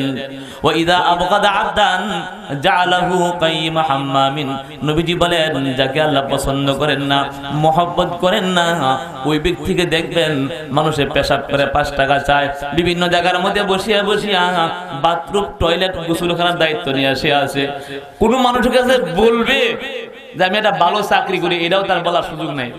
কি বলবে সে? মানুষ পেশাব করে ওখান থেকে টাকা আদায় করে, এরকম আছে না নাই? আছে না নাই? নবীজি বলেন, যাকে আল্লাহ অপছন্দ করেন তাকে এগুলাতে সরায়া বাথরুম, টয়লেট খানা, গোসলখানার দায়িত্ব অর্পণ করিয়া দেন। যে কারো কাছে বলবে যে পিয়নের চাকরি করে, এই কথাও সে বলতে পারবে না। কেমনে বলবে যে আমি টাকা উঠাই, বাথরুম থেকে টাকা উঠাই? এরকম দায়িত্বে রব্বুল আলামিন থেকে নিয়োজিত করেন। এবার আমরা নামাজের দিকে আসি। যারা আমরা মসজিদের ভিতরে নামাজ পড়ি, নামাজের সময় আমরা কোন কোন অঙ্গগুলো দৌত করি? সাধারণত আমরা চেহারা কুলি করি, চেহারা দৌত করি, হাত দৌত করি, মাথা মাসে করি, পাও দৌত করি। আমরা যে সমস্ত অঙ্গ দ্বারা গুনাহের কাজ করি, এগুলো কোন কোনগুলো? আমরা সবচেয়ে বেশি গুনাহ করি আমাদের জবানের দ্বারা। রাসূলুল্লাহ সাল্লাল্লাহু আলাইহি ওয়াসাল্লাম বলেন, হে বনি আদম, হে আমার উম্মতের দল, তুমি তো সবচেয়ে বেশি গুনাহ করো তোমার জবানের দ্বারা, মুখ দ্বারা। তুমি যখন নামাজ পড়তে মসজিদের ভিতরে যাও, মসজিদের ভিতরে যাওয়ার সময় যখন তুমি কুলি করো, রব্বুল আলামিন তোমার মুখের সমস্ত গুনাহ মাফ করিয়া দেন। যখন তুমি কুলি করো, কুলি করার সঙ্গে সঙ্গে রব্বুল আলামিন তোমার জিন্দেগীর গুনাহগুলো মাফ করিয়া দেন। ও বনি আদম, তুমি যখন তোমার চেহারা দৌত করো গো, চেহারা দৌত করার সময় আল্লাহ রাব্বুল আলামিন তোমার চক্ষু দ্বারা যে সমস্ত গুনাহ হয়ে গেছিল, চোখের গুনাহগুলো আল্লাহ মাফ করিয়া দেয়। তুমি যখন হাত দৌত করো, তুমি যখন হাত দৌত করো গো, হাতের দ্বারা যে সমস্ত গুনাহের কাজ করেছিলে, রব্বুল আলামিন তোমার হাতের গুনাহগুলো ক্ষমা করিয়া দেন। তুমি যখন মাথা মাসে করো, তোমার ব্রেন দ্বারা যে সমস্ত গুনাহের কাজ করেছিলা, আল্লাহ রাব্বুল আলামিন তোমার ব্রেনের গুনাহগুলো মাফ করিয়া দেন। হে বনি আদম, তুমি যখন পাও গুলো দৌত করো, রব্বুল আলামিন তোমার পায়ের গুনাহগুলো ক্ষমা করিয়া দেন। অতবার তুমি যখন মসজিদের দিকে যাও, রাসূলুল্লাহ সাল্লাল্লাহু আলাইহি ওয়াসাল্লাম নামাজি মানুষের ফজিলত বয়ান করতে যে বলেন, তুমি যখন মসজিদের দিকে যাও, তুমি যখন মসজিদের দিকে যাও গো, প্রত্যেকটা কদমে রব্বুল আলামিন জান্নাতের ভিতরে তোমার জন্য একটা মর্তবা বৃদ্ধি করিয়া দেন, এবং একটা গুনাহ তোমার আমল থেকে মুছিয়া দেন, একটা নেকি আল্লাহ রাব্বুল আলামিন তোমার আমল নামে লিখিয়া দেন। হে বন্ধু, তুমি যখন ওযু করিয়া মসজিদ পর্যন্ত চলে গেলা, মসজিদ পর্যন্ত যখন তুমি চলে গেলা, আল্লাহ রাব্বুল আলামিন পৃথিবীর ভিতরে অসংখ্য গণিত মাখলুক সৃষ্টি করেছেন। সমস্ত মাখলুক তোমার জন্য দোয়া করে, আল্লাহ তোমার এই বান্দাকে শয়তান আটকাইতে পারে নাই, শয়তান বাধা প্রদান করতে পারে নাই, সমস্ত বাধা ডিঙ্গাইয়া তোমার বান্দা মসজিদে চলে এসেছে। সবাই তার জন্য দোয়া করে, আল্লাহুম্মা গফির লাহু, আল্লাহুম্মা তুব আলাইহি, আল্লাহুম্মা সাল্লি আলাইহি। আল্লাহ গো, তোমার এই বান্দা অনেক কষ্ট করে মেহনত করে, হাজার হাজার মানুষ এই এলাকার ভিতরে ছিল, তারা মসজিদ পর্যন্ত আসতে পারে নাই, তোমার এই বান্দা মসজিদে চলে এসেছে গো মাওলা, তার জিন্দেগীর গুনাহগুলো মাফ করিয়া দাও। রাসূলুল্লাহ সাল্লাল্লাহু আলাইহি ওয়াসাল্লাম বলেন, এরপরে যখন আপনি মসজিদের ভিতরে আসিয়া তাকবীরে তাহরিমা বলেন, কি বলি আমরা? বলেন তো সবাই, বলেন আল্লাহু আকবার যখন উচ্চারণ করো, নামাজের ভিতরে দাঁড়াইয়া নামাজের ফজিলত বয়ান করতেছি বন্ধু। আপনি যখন আল্লাহু আকবার বলেন, কানজুল উম্মাল নামে একটা হাদিসের কিতাব আছে, ওই কিতাবের মধ্যে নবীজি বলেন 1000 উট আল্লাহর রাস্তায় কুরবানি করলে যেই পরিমাণ সওয়াব হয়, আপনি যখন তাকবীরে তাহরিমা বললেন, আপনার আমলনামায় এই পরিমাণ নেকি লেখা হয়ে গেল। রাসূলুল্লাহ সাল্লাল্লাহু আলাইহি ওয়াসাল্লাম বলেন, দুনিয়ার মানুষ রে, তুমি কোথায় আসছো? তুমি কি জানো এই ঘরটা কার? জুড়ে বলেন, কার ঘর? এই ঘরটা হইলো আল্লাহর। এখানে যারা যায় তারা আল্লাহর খাস বান্দা, তারা আল্লাহর মেহমান। ওই ব্যক্তি যখন মসজিদের ভিতরে যায়, রাসূলুল্লাহ সাল্লাল্লাহু আলাইহি ওয়াসাল্লাম বলেন, বান্দারে, ইন্না আহাদাকুম ইযা কামা ফিস সালাতি ফা ইন্নামা ইউনাজি রাব্বাহু, তোমাদের কেউ যখন নামাজে দাঁড়ায়, তারা বলি দেখে দুনিয়ার ভিতরে তারা দেহ সাত আসমান ভেদ করিয়া রব্বুল আলামিনের সঙ্গে কথাবার্তায় লিপ্ত হয়ে যায়। ইন্না আহাদাকুম ইযা কামা বিস সালাতি ফা ইন্নামা ইউনাজি রাব্বাহু, তোমাদের কেউ যখন নামাজে দাঁড়ায় গো, সে তো ওই জায়গায় থাকে না, সে রব্বুল আলামিনের সঙ্গে কথাবার্তায় লিপ্ত হয়ে যায়। বুখারী শরীফের মধ্যে রাসূলুল্লাহ সাল্লাল্লাহু আলাইহি ওয়াসাল্লাম ইরশাদ করেন, হে বনি আদম, তুমি যখন মসজিদের ভিতরে যাইয়া পড়ো, নামাজে দাঁড়াইয়া পড়ো, আলহামদুলিল্লাহি রাব্বিল আলামিন, সমস্ত প্রশংসা আপনার মালিক যিনি, আমার মালিক যিনি, আসমানের মালিক যিনি, জমিনের মালিক যিনি, সব কিছুর মালিক যে আল্লাহ, সমস্ত প্রশংসা ওই আল্লাহ রাব্বুল আলামিনের জন্য। জুড়ে বলেন না সুবহানাল্লাহ। যখন বান্দা বলে আলহামদুলিল্লাহি রাব্বিল আলামিন, এশারের নামাজের সময় আপনারা পড়ছেন কি পড়ছেন না? এশারের নামাজের সময় পড়ছি কিনা? আলহামদুলিল্লাহি রাব্বিল আলামিন। আল্লাহ রাব্বুল আলামিন বলেন, ফেরেশতারা রে, আসনা আলাই আবদি, আমার বান্দা আমার প্রশংসা করতেছে। কথাবার্তায় লিপ্ত হইলেন কিনা বলেন? আপনি বলছেন আলহামদুলিল্লাহি রাব্বিল আলামিন, আল্লাহ লগে লগে আল্লাহ আপনার সঙ্গে সঙ্গে বলতেছে, আসনা আলাই আবদি, আমার বান্দা আমি আল্লাহর প্রশংসা করতেছে। এই জন্য কি নামাজ তাড়াহুড়া করে পড়বো নাকি সুস্থ ধীরে আস্তে আস্তে পড়তে হবে? নামাজ পড়বো আস্তে আস্তে আস্তে আস্তে সুন্দর করে নামাজ পড়তে হবে। সুন্দর করে যে ব্যক্তি নামাজ পড়ে, ওই ব্যক্তি সত্যই আল্লাহর সঙ্গে কথাবার্তায় লিপ্ত হয়ে যায়। নবীজি বলেন, যখন তুমি বলো মালিক ইয়াউমিদ্দিন, আমরা যখন উচ্চারণ করি মালিক ইয়াউমিদ্দিন, বিচার দিনের মালিক কে? কে বিচার করবেন? আমাদের বিচার করবেন আমাদের আল্লাহ। আল্লাহ রাব্বুল আলামিন বলেন, ফেরেশতারা রে, মাজ্জাদানি আবদি, আমার বান্দা আমার বড়ত্ব মহত্ব বয়ান করতেছে। যখন বান্দা বলে মালিক ইয়াউমিদ্দিন, ইয়াকা না'বুদু ওয়া ইয়াকা নাস্তাঈন, বান্দা বলে প্রভু একমাত্র তুমি আল্লাহকে সন্তুষ্ট করার জন্য সেজদা করতে আসছি।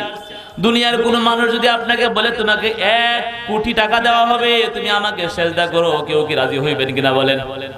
এই কপাল কি আমরা অন্য কোথাও লাগাবো নাকি শুধু আল্লাহর জন্য? শুধুমাত্র আল্লাহকে সন্তুষ্ট করার জন্য এই কপাল আমরা লাগাই মাটির মধ্যে। যদি কোনো ব্যক্তি আমাকে বলে তোমাকে 1 কোটি টাকা দেওয়া হবে, আমাকে সেজদা করো, কোন মুসলমানের পক্ষে সম্ভব হবে না। হবে বলেন? কোন মুসলমানের পক্ষে কি সম্ভব আল্লাহ ছাড়া কাউকে সেজদা করা? ভাইরা আমার, আপনাদের সামনে নামাজের ফজিলত সম্পর্কে কিছু আলোচনা করতেছি।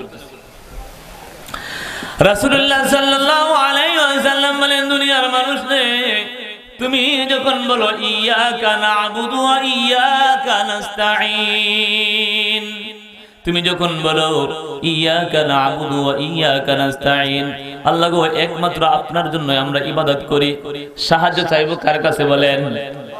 কার কাছে সাহায্য প্রার্থনা করব? আল্লাহর কাছে সাহায্য প্রার্থনা করি। রব্বুল আলামিনের কাছে আমরা বলি, আল্লাহ গো ইয়াকা না'বুদু ওয়া ইয়াকা নাস্তাঈন, আল্লাহ একমাত্র আপনার কাছে আমরা সাহায্য প্রার্থনা করি। আল্লাহ রাব্বুল আলামিন বলেন, ফেরেশতারা রে, হাযা বাইনি ওয়া বাইনা আবদি ওয়া লিআবদি মা সাআলা। এই যে বান্দা আমার আয়াত কানা তেলাওয়াত করলো, এই আয়াতের প্রথম অংশ বান্দার জন্য, দ্বিতীয় অংশ আমার জন্য। ওয়া লিআবদি মা সাআলা, বান্দা নামাজ পড়িয়া যা চাইবে তাই তাকে দান করা হবে। বান্দা যখন বলে গায়রিল মাগদুবি আলাইহিম ওয়ালাদ-দাল্লিন, বান্দা যখন বলে আল্লাহ ইহদিনাস সিরাতাল মুস্তাকিম সিরাতাল লাযিনা আন'আমতা আলাইহিম গায়রিল মাগদুবি আলাইহিম ওয়ালাদ-দাল্লিন। আল্লাহ তাদের পথ আমাকে দেখাও, যাদের উপর তুমি ইহসান করেছো, অনুগ্রহ করেছো, রহমত বর্ষণ করেছো, নিয়ামত দান করেছো, তাদের পথ দেখাইও না যারা পথভ্রষ্ট হয়ে গেছে, গুমরা হয়ে গেছে, যার উপর তুমি অসন্তুষ্ট। বান্দা যখন এই আয়াত কানা তেলাওয়াত করে গো, আল্লাহ রাব্বুল আলামিন বলেন ফেরেশতারা রে, হাযা লিআবদি ওয়া লিআবদি মা সাআলাক। এই আয়াতটা আমার বান্দার জন্য খাস, আমার বান্দা যা চাবে তাই তাকে দান করা হবে। যখন বান্দা বলে আমিন, কি বলতে হয় নামাজ পড়ার পরে? কি বলতে হয়? জোরে কথা বলেন, কি বলতে হয়? আপনারা কি অসন্তুষ্ট? কথা বলেন না কেন? একটু কাছে আসেন দেখি, মহব্বতের সাথে কাছে আসি, একটু আসেন, একটু কাছে আসেন। রাগ করতেছেন আপনারা?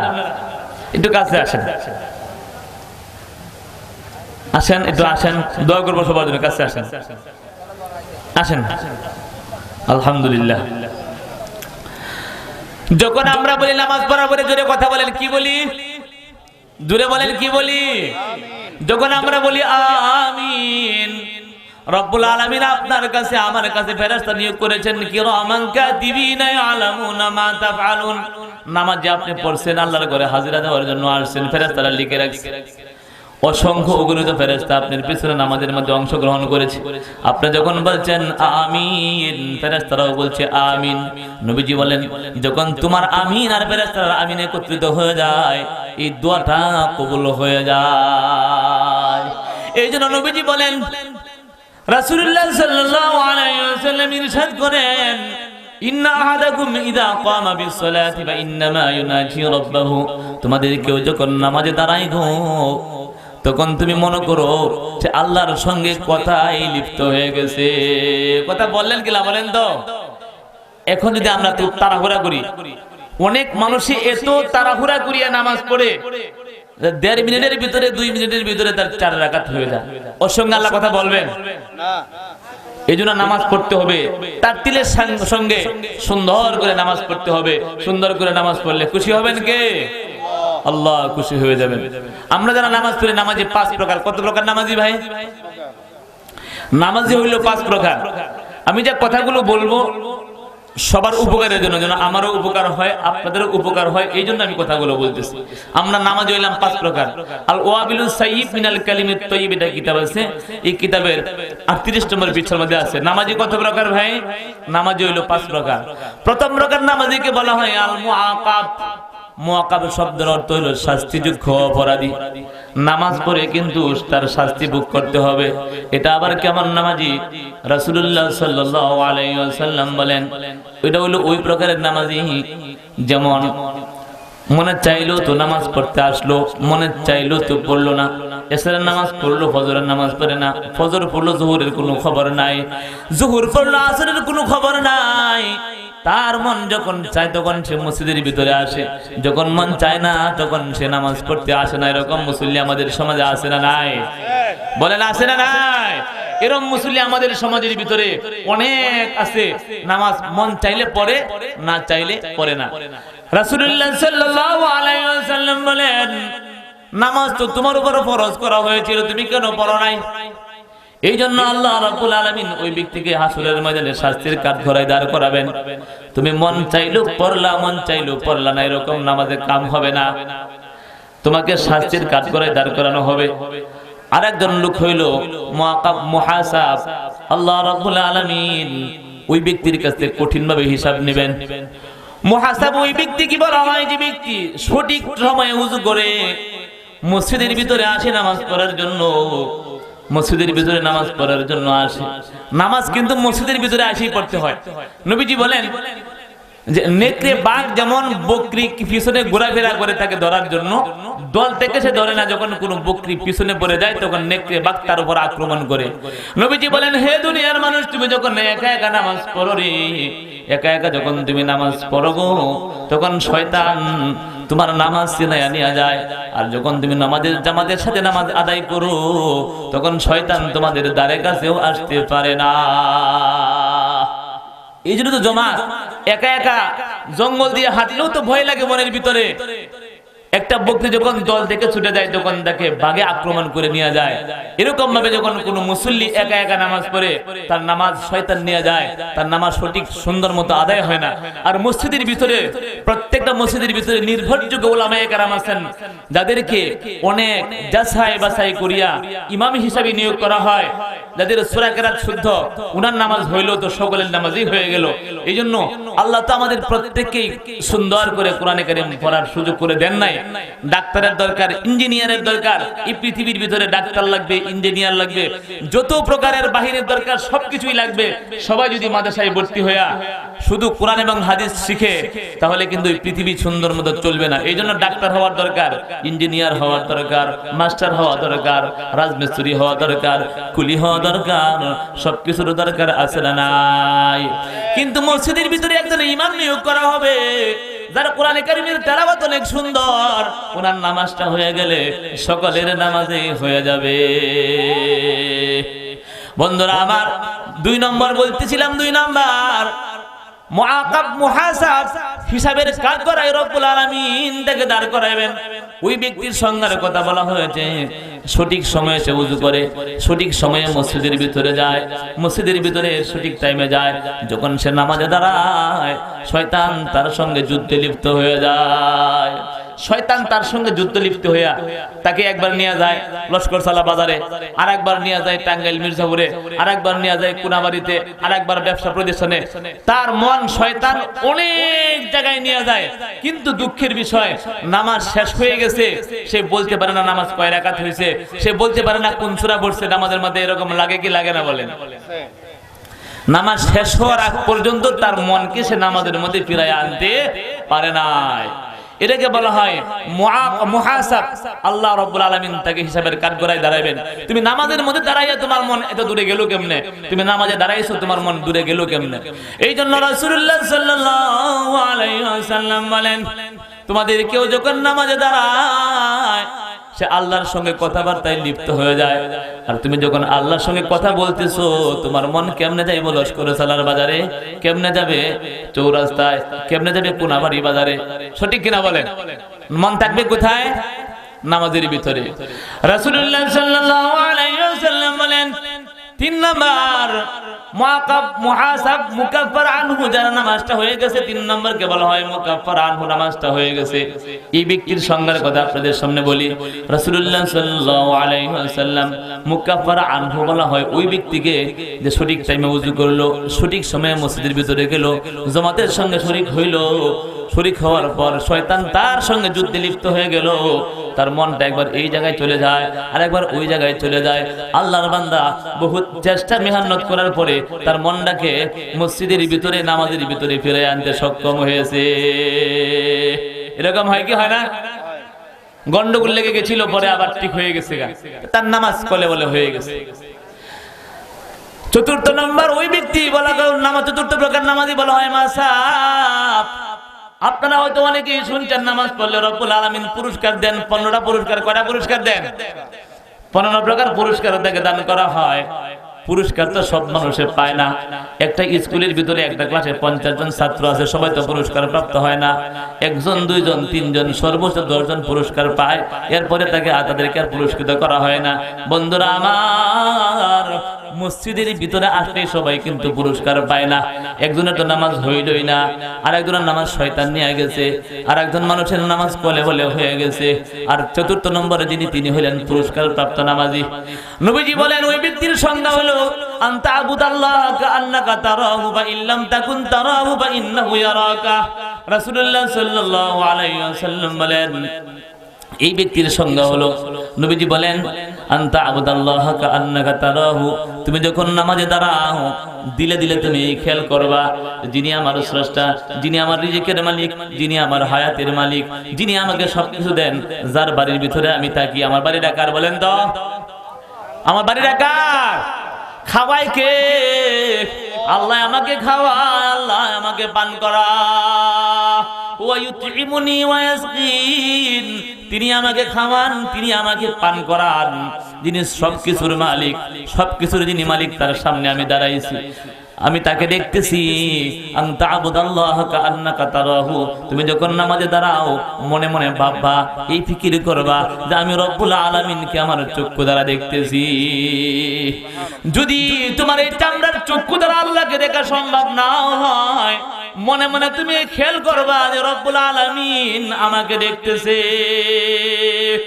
রব্বুল আলামিন আমাকে দেখতেছে। যখন ওই ব্যক্তি এই ফিকির করবে তখন তার চক্ষু বাহিরের দিকে যাবে না, তার দৃষ্টি অন্য কোথাও যাবে না। রাসূলুল্লাহ সাল্লাল্লাহু আলাইহি ওয়াসাল্লাম বলেন, এইভাবে যে ব্যক্তি তার নামাজকে শেষ করলো ওই ব্যক্তি হলো পুরস্কার প্রাপ্ত নামাজি। পঞ্চম নম্বর প্রকার যাকে বলা হয় মুকাররাব বির রাব্বিহি, নামাজের দ্বারা আল্লাহর নৈকট্য অর্জন করা যায়, নামাজের দ্বারা আল্লাহকে সন্তুষ্ট করা যায়। মেইলের ভিতরে যারা চাকরি করে সমস্ত লোকজন কিন্তু মালিকের কাছাকাছি হয় না। এমপি মন্ত্রীর সঙ্গে যারা ঘোরাফেরা করে সবাই কিন্তু মালিকের কাছে, এমপি সাহেবের কাছে যাইতে পারে না। তার কিছু বিশেষ লোক থাকে কি থাকে না বলেন? বিশেষ কিছু লোক থাকে না? আল্লাহর বিশেষ কিছু বান্দা আছে না নাই? তাকে বলা হয় মুকাররাব বির রাব্বিহি। তারা হইলো আল্লাহর একবারে খুব কাছাকাছি, আল্লাহর সঙ্গে বড় বন্ধুত্ব তাদের। তারা কারা? তাদের সংজ্ঞার কথা বলা হয়েছে, এইভাবে হাদিসে বোঝানো হয়েছে। হযরত আলী রাদিয়াল্লাহু তাআলা আনহু কোন এক যুদ্ধের ময়দানে তার পায়ের মধ্যে তীর বিদ্ধ হয়ে গেল। সাহাবায়ে কেরাম খোলার জন্য চেষ্টা করলেন, অনেক চেষ্টা মেহনত করলেন, খুলতে পারেন নাই। সাহাবায়ে কেরাম পরামর্শ করলেন এই তীর এইভাবে খোলা যাবে না। তখনকার জমানায় হাসপাতাল ছিল না, ছিল হাসপাতাল ছিল না, চিকিৎসার উন্নত কোনো ব্যবস্থা ছিল না। সাহাবায়ে কেরাম চেষ্টা করলেন সেই তীরকে খোলার জন্য, সবাই মিলে চেষ্টা করলেন, খুলতে পারেন নাই। সাহাবায়ে কেরাম পরামর্শ করলেন আলী যখন নামাজে দাঁড়ায় তার দেহ থেকে দুনিয়াতে তার রূহ যায় 7 আসমান ভেদ করে আল্লাহর সঙ্গে কথা বলার জন্য। হে বন্ধু, আমিও তো নামাজ পড়ি, আর একজনও নামাজ পড়ে। সাহাবীদের নামাজ, নবীজির নামাজ আমাদের নামাজের মধ্যে অনেক বেশ কম আছে না নাই? এই জন্য ভাইরা আমার, হযরত আলী কাররামাল্লাহু তাআলা ওয়াজহু, সাহাবায়ে কেরাম পরামর্শ করলেন তিনি যখন নামাজে দাঁড়াইবেন তখন তার দেহ যদিও দুনিয়ার ভিতরে থাকবে, তার রূহ কিন্তু 7 আসমান ভেদ দুনিয়া আল্লাহর সঙ্গে কথা বলার জন্য চলে যাবে। তখন তার খালি দেহ এখানে পড়ে থাকবে, তখন তীর বের করলে তিনি টের পাবেন না। ঠিক এই সাহাবায়ে কেরাম পরামর্শ করলেন। হযরত আলী রাদিয়াল্লাহু তাআলা যখন নামাজে দাঁড়াইলেন, নামাজে দাঁড়ানোর পরে সাহাবায়ে কেরাম সবাই মিলে ওই তীর টান দিয়ে খুলে ফেললেন। তিনি যখন নামাজ শেষ করলেন সাহাবীদেরকে জিজ্ঞেস করলেন কি হয়েছে এখানে? সাহাবায়ে কেরাম বললেন, ও আলী, আপনার পায়ের তীর আমরা খুলে ফেলেছি। হযরত আলী বলেন, আল্লাহর কসম, আল্লাহর কসম, আমি তো টের পাই নাই তোমরা তীর কেমনে খুলছো, আমি টের পাই নাই। বন্ধুরা আমার, হযরত আলীও নামাজ পড়তেন, আমরাও নামাজ পড়ি। আমরা মসজিদের ভিতরে যাইয়া গড়ির দিকে তাকায় দেখি, গড়ির দিকে তাকাই, ফ্যানের দিকে তাকাই, লাইটের দিকে তাকাই, হুজুর কত লম্বা মোনাজাত করে, এগুলোর দিকে আমরা লক্ষ্য করি। তারা তো এরকম নামাজ পড়তেন না, ওই নামাজের দ্বারা আল্লাহ পর্যন্ত পৌঁছে যাইতেন। এই হইল 5 প্রকার নামাজি। কত প্রকার নামাজি? 5 প্রকারের নামাজ। নামাজের ভিতরে আমরা অনেকে এইদিক সেদিক তাকাই, এইদিকে তাকাই, ওই দিকে তাকাই, কত দিকে আমাদের দৃষ্টি চলে যায়। এগুলোর দ্বারা অনেক ক্ষতি হয়। আপনারা জানেন হযরত ইউসুফ আলাইহিস সালাম অনেক সুন্দর মানুষ ছিলেন। হাদিসের মধ্যে আছে সারা পৃথিবীর ভিতরে সমস্ত মানুষ মিলিয়া যে পরিমাণ সুন্দর, ইউসুফ আলাইহিস সালাম একাই এই পরিমাণ সুন্দর ছিলেন। জোরে বলেন সুবহানাল্লাহ। একটু জোরে বলা যায় না সুবহানাল্লাহ? একটু আওয়াজ দিলে আশপাশে শয়তান ঘোরাফেরা করলে অনেক দূরে চলে যাবে। এজন্য একটু মাঝে মাঝে জোরে জোরে বলতে হয় সুবহানাল্লাহ। ইয়াকুব আলাইহিস সালাম একদিন নামাজ পড়তেছিলেন, নামাজ পড়তেছেন, তাকায় দেখেন তার সবচেয়ে সুন্দর যে ছেলেটা আছে, কি নাম? ইউসুফ আলাইহিস সালাম খেলাধুলা করতেছেন। হযরত ইয়াকুব আলাইহিস সালাম তার ছেলের দিকে তাকাইলেন, তার ছেলে অনেক সুন্দর গো, অনেক সুন্দর চমৎকার তার সন্তান, ওই দিকে তার মনটা চলে গেল। রব্বুল আলামিন বলেন, ইয়াকুব রে, তোরে আমি আল্লাহ নবী বানাইলাম, তোর সন্তান সবচেয়ে সুন্দর হওয়ার কারণে ছেলের দিকে তুই দৃষ্টি দিলি নামাজের ভিতরে, এটা আমার কাছে ভালো লাগে নাই। এই জন্য রব্বুল আলামিন তার 12 সন্তানের মধ্যে বিশৃঙ্খলার সৃষ্টি করে দিলেন। ভাইয়েরা ভাইদের দুশমন হয়ে গেল, এক ভাই আরেক ভাইয়ের দুশমন হয়ে গেল। যে সন্তান বহুত প্রিয় ছিলেন, সেই সন্তানকে রব্বুল আলামিন কুফে নিক্ষেপ করে দিলেন। ঠিক করছেন কি করছেন না বলেন? 1 বছর 2 বছর না, দীর্ঘ 27 বছরের জন্য রব্বুল আলামিন ইউসুফকে সামনে থেকে দূরে সরাইয়া দিলেন। দীর্ঘদিন পরে বিনয়ামিনকেও যখন কারাগারে ঢোকানো হলো, অর্থাৎ ইউসুফ আলাইহিস সালাম কৌশল করে নিয়ে গেলেন। হযরত ইয়াকুব আলাইহিস সালাম তার একজন ধর্মীয় বন্ধু ছিল মুসলমান। ওই ধর্মীয় বন্ধু তাকে জিজ্ঞেস করলো, বন্ধু আমার ইয়াকুব, তুমি তো এক সময় সুঠাম দেহের অধিকারী ছিলা, তোমার চেহারা ছিল অনেক সুন্দর, তোমার স্বাস্থ্য খুব ভালো ছিল, 2 চোখকে তুমি দেখতা, চক্ষু দ্বারা তুমি দেখতা, সবকিছুই করতা, কি সুন্দর তুমি চলাফেরা করতা। তুমি এখন এরকম হয়ে গেছো কেন? তোমার চক্ষুগুলো অন্ধ হয়ে গেছে, তোমার পিঠ বাঁকা হয়ে গেছে। হযরত ইয়াকুব আলাইহিস সালাম বলেন, দীর্ঘ 27 বছর পর্যন্ত ইউসুফের জন্য ক্রন্দন করতে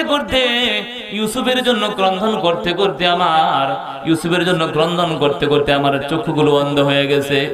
ইউসুফের জন্য কাঁদতে কাঁদতে চক্ষু দ্বারা পানি আসতে আসতে আমার গালের মধ্যে নালা হয়ে গেছে, চোখের আলো চলে গেছে। আর বিনয়ামিনের জন্য চিন্তা করতে করতে আমার পিঠটা বাঁকা হয়ে গেছে, অল্প বয়সে আমি বুড়া হয়ে গেছে। আল্লাহ রাব্বুল আলামিন জিবরাইলকে বলেন, জিবরাইল যা আমার দোস্তের কাছে যা। হযরত জিবরাইল আলাইহিস সালাম ইয়াকুব আলাইহিস সালামকে আসিয়া বললেন, হে নবী, রব্বুল আলামিন আপনাকে সালাম জানিয়েছেন এবং তিনি বলেছেন আল্লাহর বিরুদ্ধে কারো কাছে অভিযোগ করতে কি আপনার লজ্জা লাগে না? নামাজের মধ্যে পড়ে ইয়াকা না'বুদু, পরে বলেন ওয়া ইয়াকা নাস্তাঈন, আপনার এই বন্দেগী করি, আপনার কাছে সাহায্য প্রার্থনা করি, তাহলে তোমার বন্ধুর কাছে আল্লাহর বিরুদ্ধে অভিযোগ করতেছো কেন?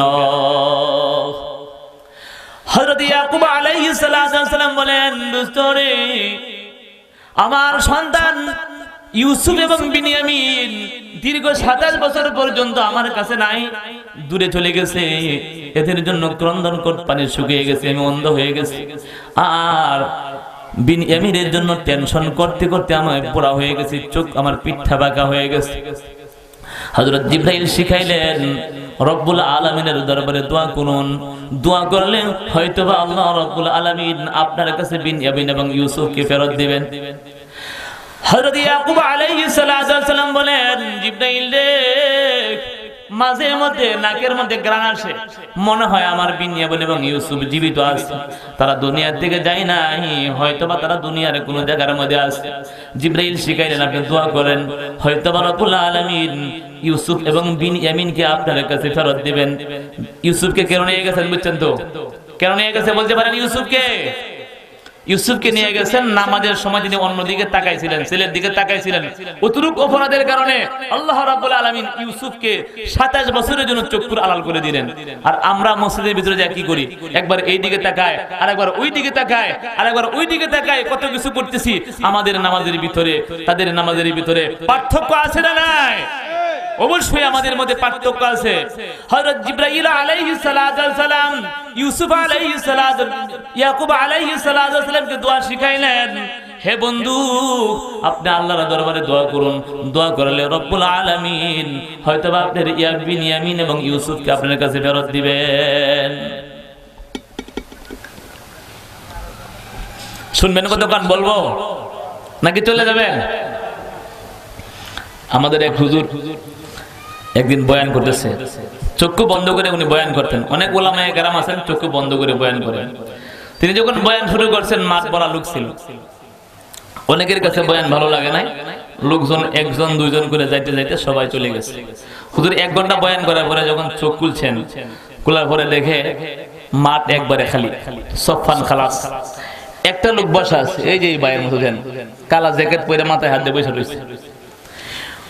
ওই ব্যক্তির দিকে তাকাইয়া হুজুর 2 হাত উঠাইয়া দোয়া করেন, আল্লাহ, মাঠ খালি হয়ে গেছে, সমস্ত শ্রোতা মণ্ডলী চলে গেছে, মাহফিলের ভিতরে কেউ নাই, আমার বয়ান একমাত্র একটা মানুষ বসিয়া বসিয়া শুনতেছে। আল্লাহ, তার জিন্দেগীর গুনাহগুলো মাফ করিয়া দাও, তার পিতামাতার গুনাহ মাফ করিয়া দাও, 14 পুরুষকে তুমি জান্নাত নসিব করিয়া দাও। মাইগুলা বলতেছে হুজুর তাড়াতাড়ি করেন, সবাই চলে গেছে, আমিও চলে যাইতাম, তুমি রইছো কেন? মাইকটি আমার, মাইকটি কার? মাইকটি হইলো আমার, এই জন্য সবাই চলে গেছে। যতক্ষণ পর্যন্ত বয়ান চলে, মাহফিল কমিটি আমাকে ফয়সালা করেছে যতক্ষণ বয়ান চলে বসে থাকা লাগবে, আর আমি মাইককে রেখে যাবো কোথায়? এই জন্য আমি বসে আছি, তাড়াতাড়ি বয়ান শেষ করে। কারণ আপনারা কি বয়ান লোকে থাকবেন না চলে যাবেন? থাকবেন তো সবাই, কি বলেন? আমি যে কথাগুলো বলতেছি এগুলো আপনাদের উপকারের জন্য বলতেছি, যে কথাগুলো বলতেছি আমলের কথা বলতেছি, শুধুমাত্র আমরা প্রত্যেকেই যেন আমল করি, আমাদের নামাজ যেন তাদের নামাজের ভিতরে মতো সুন্দর হয়ে যায়। হযরত ইয়াকুব আলাইহিস সালাতু ওয়াস সালাম আল্লাহর কাছে দোয়া করেন, প্রভু তোমার কি দয়া লাগে না? আমি একজন বুড়া মানুষ, বুড়া হয়ে গেছি, সন্তানের জন্য ক্রন্দন করতে করতে চক্ষুর আলো চলে গেছে, আর এক সন্তানের জন্য টেনশন করতে করতে প্রভু গো আমার পিঠটা বাঁকা হয়ে গেছে। প্রভু আমার সন্তান দুইজন যদি পৃথিবীর ভিতরে জীবিত থাকে, তোমার কাছে সুপারিশ করে দোয়া করি গো, আমার দুই সন্তানকে তুমি দয়া করে ফেরত দাও। আল্লাহ রাব্বুল আলামিন বলেন, হে ইয়াকুব তুমি যদি একটা কাজ করো তাহলে আমি আল্লাহ রাব্বুল আলামিন তোমার বিনিয়ামিন এবং ইউসুফকে তোমার কাছে ফেরত দিব, যদি ওরা মরিয়া যায় তারপরেও তোমার কাছে ফেরত দিব। জোরে বলেন না সুবহানাল্লাহ। হযরত ইয়াকুব আলাইহিস সালাতু ওয়াস সালাম খুশি হয়ে গেলেন। দীর্ঘ 27 বছর পর্যন্ত যার জন্য ক্রন্দন করতেছে সেই বিনিয়ামিন এবং ইউসুফকে তিনি ফেরত পাবেন। বলেন প্রভু গো বলো কি করতে হবে? আল্লাহ রাব্বুল আলামিন বললেন, হে ইয়াকুব একটা ছাগল জবাই করেন, ছাগল জবাই করিয়া আপনার এলাকার ভিতরে যে সমস্ত গরিব অসহায় মানুষ আছে এদেরকে খানা খাওয়ায়া দেন। কেননা ইন্না আহাব্বা ইবাদি আল আম্বিয়া ওয়াল মাসাকিন। আল্লাহ রাব্বুল আলামিন বলেন, হে নবী এই পৃথিবীর ভিতরে যত মানুষ আমি আল্লাহ সৃষ্টি করেছি তাদের মধ্যে সবচেয়ে প্রিয় হইল নবীগণ, নবীদের উপরে সবচেয়ে বেশি প্রিয় হইল মিসকিনগণ, আমার কাছে সবচেয়ে প্রিয়। জোরে বলেন সুবহানাল্লাহ। হযরত ইয়াকুব আলাইহিস সালাতু ওয়াস সালাম বকরি জবাই করলেন, ছাগল জবাই করিয়া এলাকার সমস্ত লোকজনকে তিনি দাওয়াত করলেন, গরিবদেরকে তিনি দাওয়াত করলেন, মিসকিনদেরকে দাওয়াত করলেন, ইতিমদেরকে দাওয়াত করলেন, ওদেরকে খাওয়াইলেন। এরপরে আবার দোয়া করলেন, প্রভু দীর্ঘ 27 বছর পর্যন্ত ইউসুফ আমার কাছে নাই, বিনয়ামিন আমার কাছে নাই, এদেরকে আমার কাছে ফেরত দাও। আল্লাহ রাব্বুল আলামিন বলেন, হে ইয়াকুব আপনি কি জানেন কেন আপনার সন্তানরা, দুই প্রিয় সন্তান কেন আপনার কাছ থেকে ছিনিয়ে নেওয়া হয়েছে? হযরত ইয়াকুব আলাইহিস সালাতু ওয়াস সালাম বলেন, প্রভু গো আমার জানা নাই। আল্লাহ রাব্বুল আলামিন তাকে অবহিত করে দিলেন, আমি তো তোমার ইউসুফকে নিয়ে গেলাম নামাজের ভিতরে, তার দিকে তাকানোর কারণে ইউসুফকে তোমার কাছ থেকে সরাইয়া দিলাম, আর বিনয়ামিনকে সরাইছি কেন তুমি কি জানো? দীর্ঘদিন আগে তোমাদের বাড়িতে একটা বকরি জবাই করা হয়েছিল, একটা ছাগল জবাই করা হয়েছিল। ইয়াকুব আলাইহিস সালাতু ওয়াস সালামের 12 জন সন্তান ছিল। কতজন? 12 জন সন্তান ছিল। ইয়াকুব আলাইহিস সালাতু ওয়াস সালাম 12 জন সন্তানকে নিয়ে বিকাল বেলা সন্তানদেরকে নিয়ে তিনি যখন খাইতে বসলেন, সন্তানদেরকে নিয়ে তিনি যখন খাইতেছেন, মোহাব্বত করে এক সন্তানকে তিনি পেট ভরে খাওয়াইতেছেন, প্রত্যেকটাকে তিনি একের পর পেট ভরে খাওয়াইতেছেন। এই মুহূর্তে তাদের বাড়িতে একজন এতিম ছিল, যার বাবা নাই, যার মা নাই। ওই ব্যক্তি ছিল রোজাদার, সে ছিল নেককার, পরহেজগার। ইয়াকুব আলাইহিস সালাতু ওয়াস সালাম ওই মেহমানের দিকে তাকানোর সময় পান নাই। ছাগল জবাই করেছেন, বালো পাকানোর ব্যবস্থা হয়েছে। মাঝে মধ্যে আমাদের ঘর বাড়িতে ভালো কিছু পাকানো হয় কি হয় না? আমরা আমাদের সন্তানদেরকে নিয়ে আনন্দ করিয়া খাই, বলি বাবা আরো খাও, আরো খাও। কো বাবা আর খাবো না, কো আর একটু খাও। এরকম করি কি করি না? ইয়াকুব আলাইহিস সালাতু ওয়াস সালাম তার সন্তানদেরকে এরকম আদর করে করে তিনি খাওয়াইতেছেন। ভাইরা আমার, এই যে একজন ইতিম মানুষ তাদের বাড়িতে আসছে, ইয়াকুব আলাইহিস সালাতু ওয়াস সালাম ইতিমের দিকে তাকান নাই, তার দিকে লক্ষ্য করেন নাই, তাকে তিনি আদর করেন নাই, যত্ন করেন নাই। তার সন্তানদেরকে ওই ব্যক্তির সঙ্গে, তাদের সন্তানদের সঙ্গে ওই ইতিমকে খাওয়ান নাই। আল্লাহ রাব্বুল আলামিন বলেন, হে ইয়াকুব তোমার বাড়িতে আবার সেই মেহমান আগমন করেছিল, তুমি তোমার সন্তানদেরকে নিয়ে পেট ভরে খাইছো, আমার মেহমানকে তুমি খাওয়াও নাই। এই মেহমানদারে খাওয়াইলে আমি আল্লাহ তোমার উপরে খুশি হয়ে যাইতাম।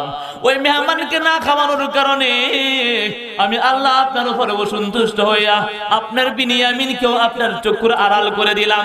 প্রথম সন্তান ছিল হযরত ইউসুফ, যে ছিল সবচেয়ে বড় সুন্দর, যাকে দেখলে আপনার অন্তরে তৃপ্তি লাভ করতেন। ওই ইউসুফকেও আপনার কাছ থেকে সরাইয়া দিলাম, বিনিয়ামিনকেও সরাইয়া দিলাম।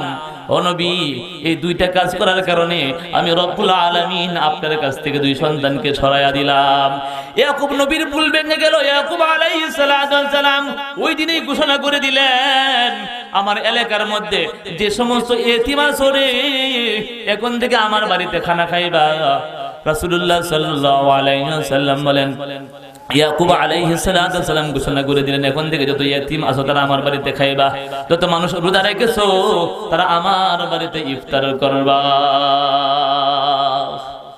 বুঝে আসছে ভাই? এই ছিল নবীদের নামাজ আর আমাদের নামাজ। নামাজের মধ্যে আমরা কত উল্টাপাল্টা করতেছি কি করতেছি না বলেন? কত উল্টাপাল্টা আমি করতেছি। আপনাদের সামনে আমি একটা আয়াত তেলাওয়াত করেছিলাম, একটা হাদিস বলেছিলাম। রাসূলুল্লাহ সাল্লাল্লাহু আলাইহি ওয়াসাল্লাম বলেন, আমি হাদিসের অর্থ আগে বলছি। নবীজি মুহাম্মদুর রাসূলুল্লাহ সাল্লাল্লাহু আলাইহি ওয়াসাল্লাম বলেন, ইন্না লিকুল্লি শাইইন সাফওয়াতুন, প্রত্যেকটা জিনিসের ভিতরে একটা শ্রেষ্ঠাংশ আছে, শ্রেষ্ঠ একটা অংশ আছে, আছে না নাই? মানুষের ভিতরে একটা বড় শ্রেষ্ঠ অংশ আছে। আপনার ভিতরে রূহ আছে, রূহ না থাকলে মানুষের কোনো দাম নাই, তাকে কেউ মানুষ বলবে না, তার নাম হইল লাশ। বলবে কি বলবে না? প্রত্যেক জিনিসের ভিতরে একটা শ্রেষ্ঠাংশ আছে। ও দুনিয়ার মানুষ রে, তোমাদের নামাজে, তোমাদের ঈমানের শ্রেষ্ঠ অংশ হইল নামাজ। লিকুল্লি শাইইন সাফওয়াতুন ওয়া সাফওয়াতুল ঈমানে আস-সালাহ। নবীজি বলেন, প্রত্যেক জিনিসের একটা শ্রেষ্ঠ অংশ আছে, তোমাদের ঈমানের শ্রেষ্ঠ অংশ হইল নামাজ। ওয়া সাফওয়াতুস সালাতি আত-তাকবীরাতুল উলা। নবীজি বলেন, তোমাদের নামাজের একটা শ্রেষ্ঠ অংশ আছে, তোমাদের নামাজের সর্বশ্রেষ্ঠ অংশ হলো তাকবীরে উলা। জোরে বলেন না সুবহানাল্লাহ। আমরা তো নামাজ পড়তে যাই সবার পরে, সবার আগে চলে আসি। কেন আমাদের ঈমানের এই অবস্থা? কেন আমাদের ঈমানের এই অবস্থা? পরকালের ভয় আমাদের ভিতরে নাই। নামাজের ফজিলত সম্পর্কে আমরা জানি না, সারা দিন গুনাহের কাজের মধ্যে মশগুল। হে ভাই, কে জান্নাতি আর কে জাহান্নামী রব্বুল আলামিন কোরআনে কারীমের মধ্যে উল্লেখ করেছেন। আমরা হয়তো অনেকেই কোরআনে কারীমের তেলাওয়াত শুনি বা তেলাওয়াত করি, কিন্তু আমরা এগুলো অনেক সময় নিয়ে গবেষণা করি না। কারো কাছে যাওয়া লাগবে না আপনি জান্নাতি না জাহান্নামী। না, আমি একটা আয়াতের অর্থ বলতেছি, আপনি যদি শুনেন নিজে নিজেই বুঝবেন আমি আপনি জান্নাতি না জাহান্নামী। শোনার দরকার আছে না নাই বলেন? কারা কারা চলে যাবেন একটু হাত তুলে দেখান দিই, কারা কারা চলে যাবেন? ওনারা ভুল বুঝছেন, আসলে যাবেন না, জায়গায় থাকবেন ইনশাআল্লাহ। কি বলেন? বলবো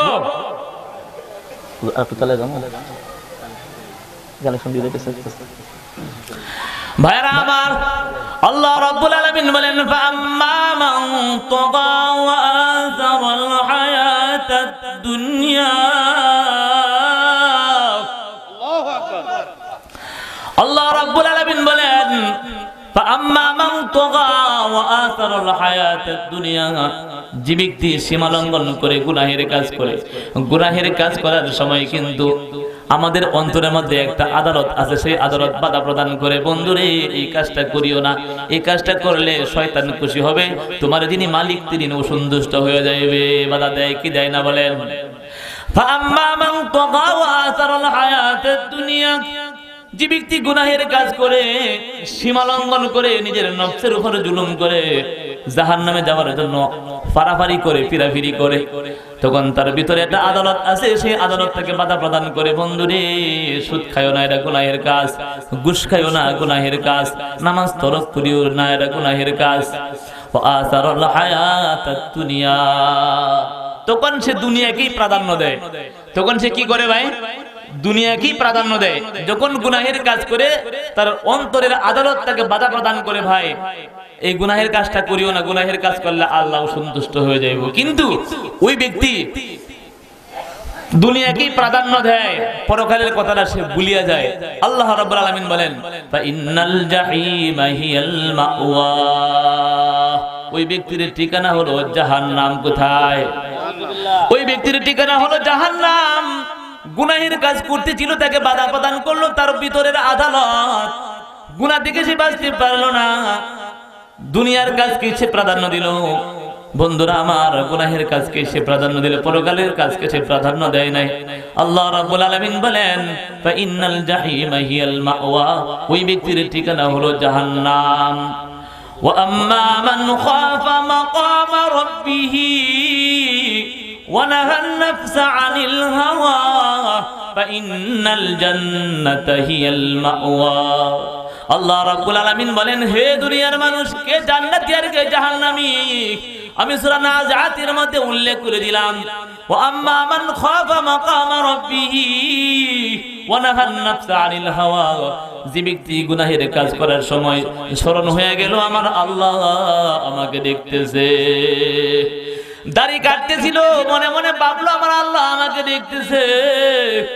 সুদ খাওয়া আরম্ভ করলো, অন্তরে বাধা দিল আমার আল্লাহ আমাকে দেখতেছে। নামাজ তরক করলো, মনে মনে ভাবলো আমার আল্লাহ আমাকে দেখতেছে। আল্লাহর সামনে দণ্ডায়মান হওয়া লাগবে, আল্লাহর সামনে হাজিরা দেওয়া লাগবে, আল্লাহর সামনে আমার জবাবদিহিতা করতে হবে। আল্লাহ রাব্বুল আলামিন বলেন, আম্মা মান খাফা মাকাম রাব্বিহি, আল্লাহর সামনে দণ্ডায়মান হওয়াকে ওই ব্যক্তি ভয় করলো। ভয় করার পরে ওয়া নাহান নাফসা আনিল হাওয়া, খারাপ কাজ থেকে সে বিরত রইল। মনের কামনা বাসনা যে সমস্ত খারাপ কাজ মনের মধ্যে উদিত হয়েছিল সব থেকে বিরত হয়ে রইল একমাত্র আল্লাহর ভয় থাকার কারণে। যে ব্যক্তির ভিতরে আল্লাহর ভয় আছে ওই ব্যক্তি গুনাহের কাজ করতে পারে না। যে ব্যক্তির ভিতরে আল্লাহর ভয় আছে ওই ব্যক্তির দ্বারা নামাজ তরক হইতে পারে না। যে ব্যক্তির ভিতরে ভয় আছে ওই ব্যক্তি সুদ খাইতে পারে না। যে ব্যক্তির ভিতরে ভয় আছে ওই ব্যক্তি ঘুষ খাইতে পারে না। আল্লাহ রাব্বুল আলামিন বলেন, ফা ইন্নাল জান্নাতা হিয়াল মাওয়া, বান্দারে ওই সময় যদি তুমি ওই সময় যদি তুমি পরকালকে প্রাধান্য দাও, দুনিয়াকে তুমি পিছনে ফেলাও, পরকালকে তুমি প্রাধান্য দাও, আল্লাহর ভয়ে গুনার কাজ তুমি ছাড়তে পারো, দিনে রাখো তুমি নিশ্চিত তোমার ঠিকানা জান্নাত। এখন বুঝেন, আমরা গুনাহের কাজ করার সময় কারা কারা এরকম আছি যে গুনাহের কাজ করার সময় অন্তরের আদালত বাধা দেওয়ার পরে আমি আর গুনার কাজের দিকে অগ্রসর হই না। বোঝা গেল সে কোথায় যাবে?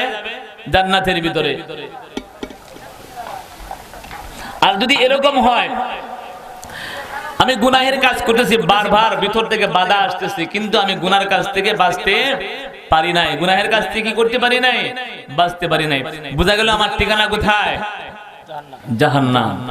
একটা হাদিস মনে আসছে, বলে ফেলবো, শুনবেন তো সবাই? কি বলেন? রাত্রি অনেক হয়ে গেছে, মাত্র 11টা বাজে। وعن أبي أمامة رضي الله تعالى عنه أنه قال النبي صلى الله عليه وسلم إن إبليس لما أنزل الله تعالى إلى الأرض فقال يا رب أنزلتني إلى الأرض وجعلتني رجيما فاجعل لي بيتا। হযরত আবু উমামা বাহিলি রাদিয়াল্লাহু তাআলা আনহু বলেন, রব্বুল আলামিন যখন ইবলিসকে জান্নাত থেকে বের করে দিলেন, কেন বের করলেন বলেন তো সবাই? ইবলিসকে জান্নাত থেকে বের করলেন কেন বলতে পারেন? ইবলিস বলে, আল্লাহ 1 বছর 2 বছর 3 বছর না, হাজার হাজার বছর তোমার গোলামি করেছি, করছে কি করছে না বলেন? আল্লাহ 1 বছর 2 বছর 3 বছর না, হাজার হাজার বছর পর্যন্ত তোমার গোলামি করেছি। তোমার ফেরেশতাদেরকে আমি আমল শিখাইছি, তাকে বলা হয় ফেরেশতাদের উস্তাদ। দীর্ঘ এতদিন পর্যন্ত আমল করার পরে, তোমার গোলামি করার পরে আল্লাহ গো, শুধুমাত্র তোমার বনি আদম অর্থাৎ আদম আলাইহিস সালামকে সম্মানের সিজদা না করার কারণে, একটা মাত্র আদেশ লঙ্ঘন করার কারণে আল্লাহ জান্নাত থেকে তুমি আমাকে বের করে দিলা। কিসের জন্য বের করলো বলেন তো? হযরত আদমকে সম্মানের সিজদা করে নাই। আদম কে বলেন তো? আমাদের বাবার নাম আদম আলাইহিস সালাম, আমরা হইলাম তার সন্তান, আমরা কি তার সন্তান? আদমকে সম্মানের সিজদা করা মানে আমাদের সবাইকে সম্মানের সিজদা করা। জোরে বলেন সুবহানাল্লাহ, জোরে বলেন সুবহানাল্লাহ। ইবলিস বলতেছে, আল্লাহ 1 বছর 2 বছর না, হাজার হাজার বছর পর্যন্ত তোমার গোলামি করার কারণ পরেও তুমি আমাকে জান্নাত থেকে বের করে দিলা, শুধুমাত্র আদমকে সিজদা না করার কারণে। আল্লাহ দুনিয়াতে প্রেরণ করলা, আনসালতানি ইলাল আরদি ওয়া জাআলতানি রাজিমান, দুনিয়াতে পাঠাইলা আমাকে তুমি বিতাড়িত করলা, মানুষ আমাকে চিরজীবন ইবলিস বলিয়া ডাকবে, শয়তান বলিয়া গালাগালি করবে। ও প্রভু, দুনিয়ার ভিতরে থাকার জন্য ফাজআললি বাইতান, প্রভু আমাকে একটা বাড়ি বানায়া দাও। ও প্রভু, দুনিয়ার ভিতরে বসবাস করার জন্য তুমি আমাকে একটা বাড়ি বানায়া দাও। আল্লাহ রাব্বুল আলামিন বলেন, শয়তান রে যা যা, তোর বাড়ি বানায়া দিলাম। আল হাম্মাম, তোর বাড়ি হইল টয়লেট, গোসলখানা, বাথরুম। ইবলিস খুশি হয়ে গেল কেন? বনি আদম দৈনিক কয়েকবার ওই জায়গার মধ্যে আসতে হবে, হবে কি হবে না? আপনারা কথা বলেন না কেন? রাগ করছেন? বাথরুমে যাওয়া লাগে কি লাগে না বলেন? লাগে। দৈনিক করবা কয়বার? বহুবার যাওয়া লাগে। পেশাব করার জন্য, পায়খানা করার জন্য, মলমূত্র পরিষ্কার করার জন্য, উযু করার জন্য, গোসল করার জন্য ইবলিস খুশি হয়ে গেছে। কেন খুশি হয়ে গেল? ওই জায়গার মধ্যে বনি আদম কোন যায়, আর ওই জায়গার মধ্যে গেলে ওদেরকে গুমরা করা সম্ভব, এদেরকে পথভ্রষ্ট করা সম্ভব, অসা সৃষ্টি করে দিবে। তখন বনি আদম সারাদিন এগুলো নিয়ে ঘোরাফেরা করবে, মনে মনে ভাববো যে কাপড়ের মধ্যে মনে পেশাব লাগবে, নামাজ হবে না, এই সেই মনে নামাজ কালাম পড়বে না, দুঃখা দেওয়া সহজ হয়ে দেবে। ইবলিস খুশি হয়ে মুস্কি মুস্কি হাসে। আল্লাহ রাব্বুল আলামিন বলেন, ইবলিস রে, আমার ইজ্জতের কসম, বুজুর্গির কসম, উচ্চ আসনের কসম, আমার বান্দা যখন টয়লেটের ভিতরে ঢোকার সময় বলে আল্লাহুম্মা ইন্নী আউযু বিকা মিনাল খুবুসি ওয়াল খাবাইস, যখন এই দোয়াটা পড়ে আমি আল্লাহ রাব্বুল আলামিন তোর মাঝে এবং বান্দার মাঝে পর্দা ফেলে দেব, তুই কোনোদিন আমার বান্দাকে পথভ্রষ্ট করতে পারবি না। তাহলে কি দোয়া পড়তে হবে? কি দোয়া পড়তে হয় বাথরুমে ঢোকার সময়? আল্লাহুম্মা ইন্নী আউযু বিকা মিনাল খুবুসি ওয়াল খাবাইস। ইবলিস বলতেছে, প্রভু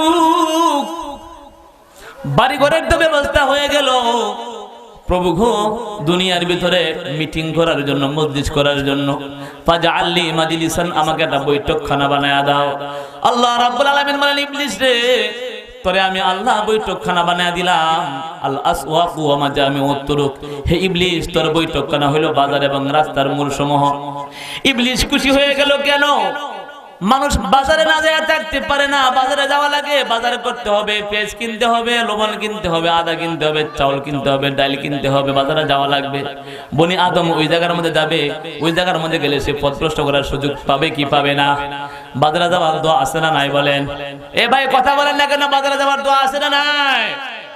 বিসমিল্লাহি তাওয়াক্কালতু আলাল্লাহ বলিয়া ঘর থেকে বের হইবেন। বের হওয়ার সময় বাজারে যাইবেন আর বলবেন, আশহাদু আল্লা লা ইলাহা ইল্লাল্লাহু ওয়াহদাহু লা শারীকা লাহু, লাহুল মুলকু ওয়া লাহুল হামদু, ইউহয়ী ওয়া ইউমীতু ওয়া হুয়া হাইয়্যুন লা ইয়ামুত বিয়াদিহিল খায়র ওয়া হুয়া আলা কুল্লি শাইইন কাদির।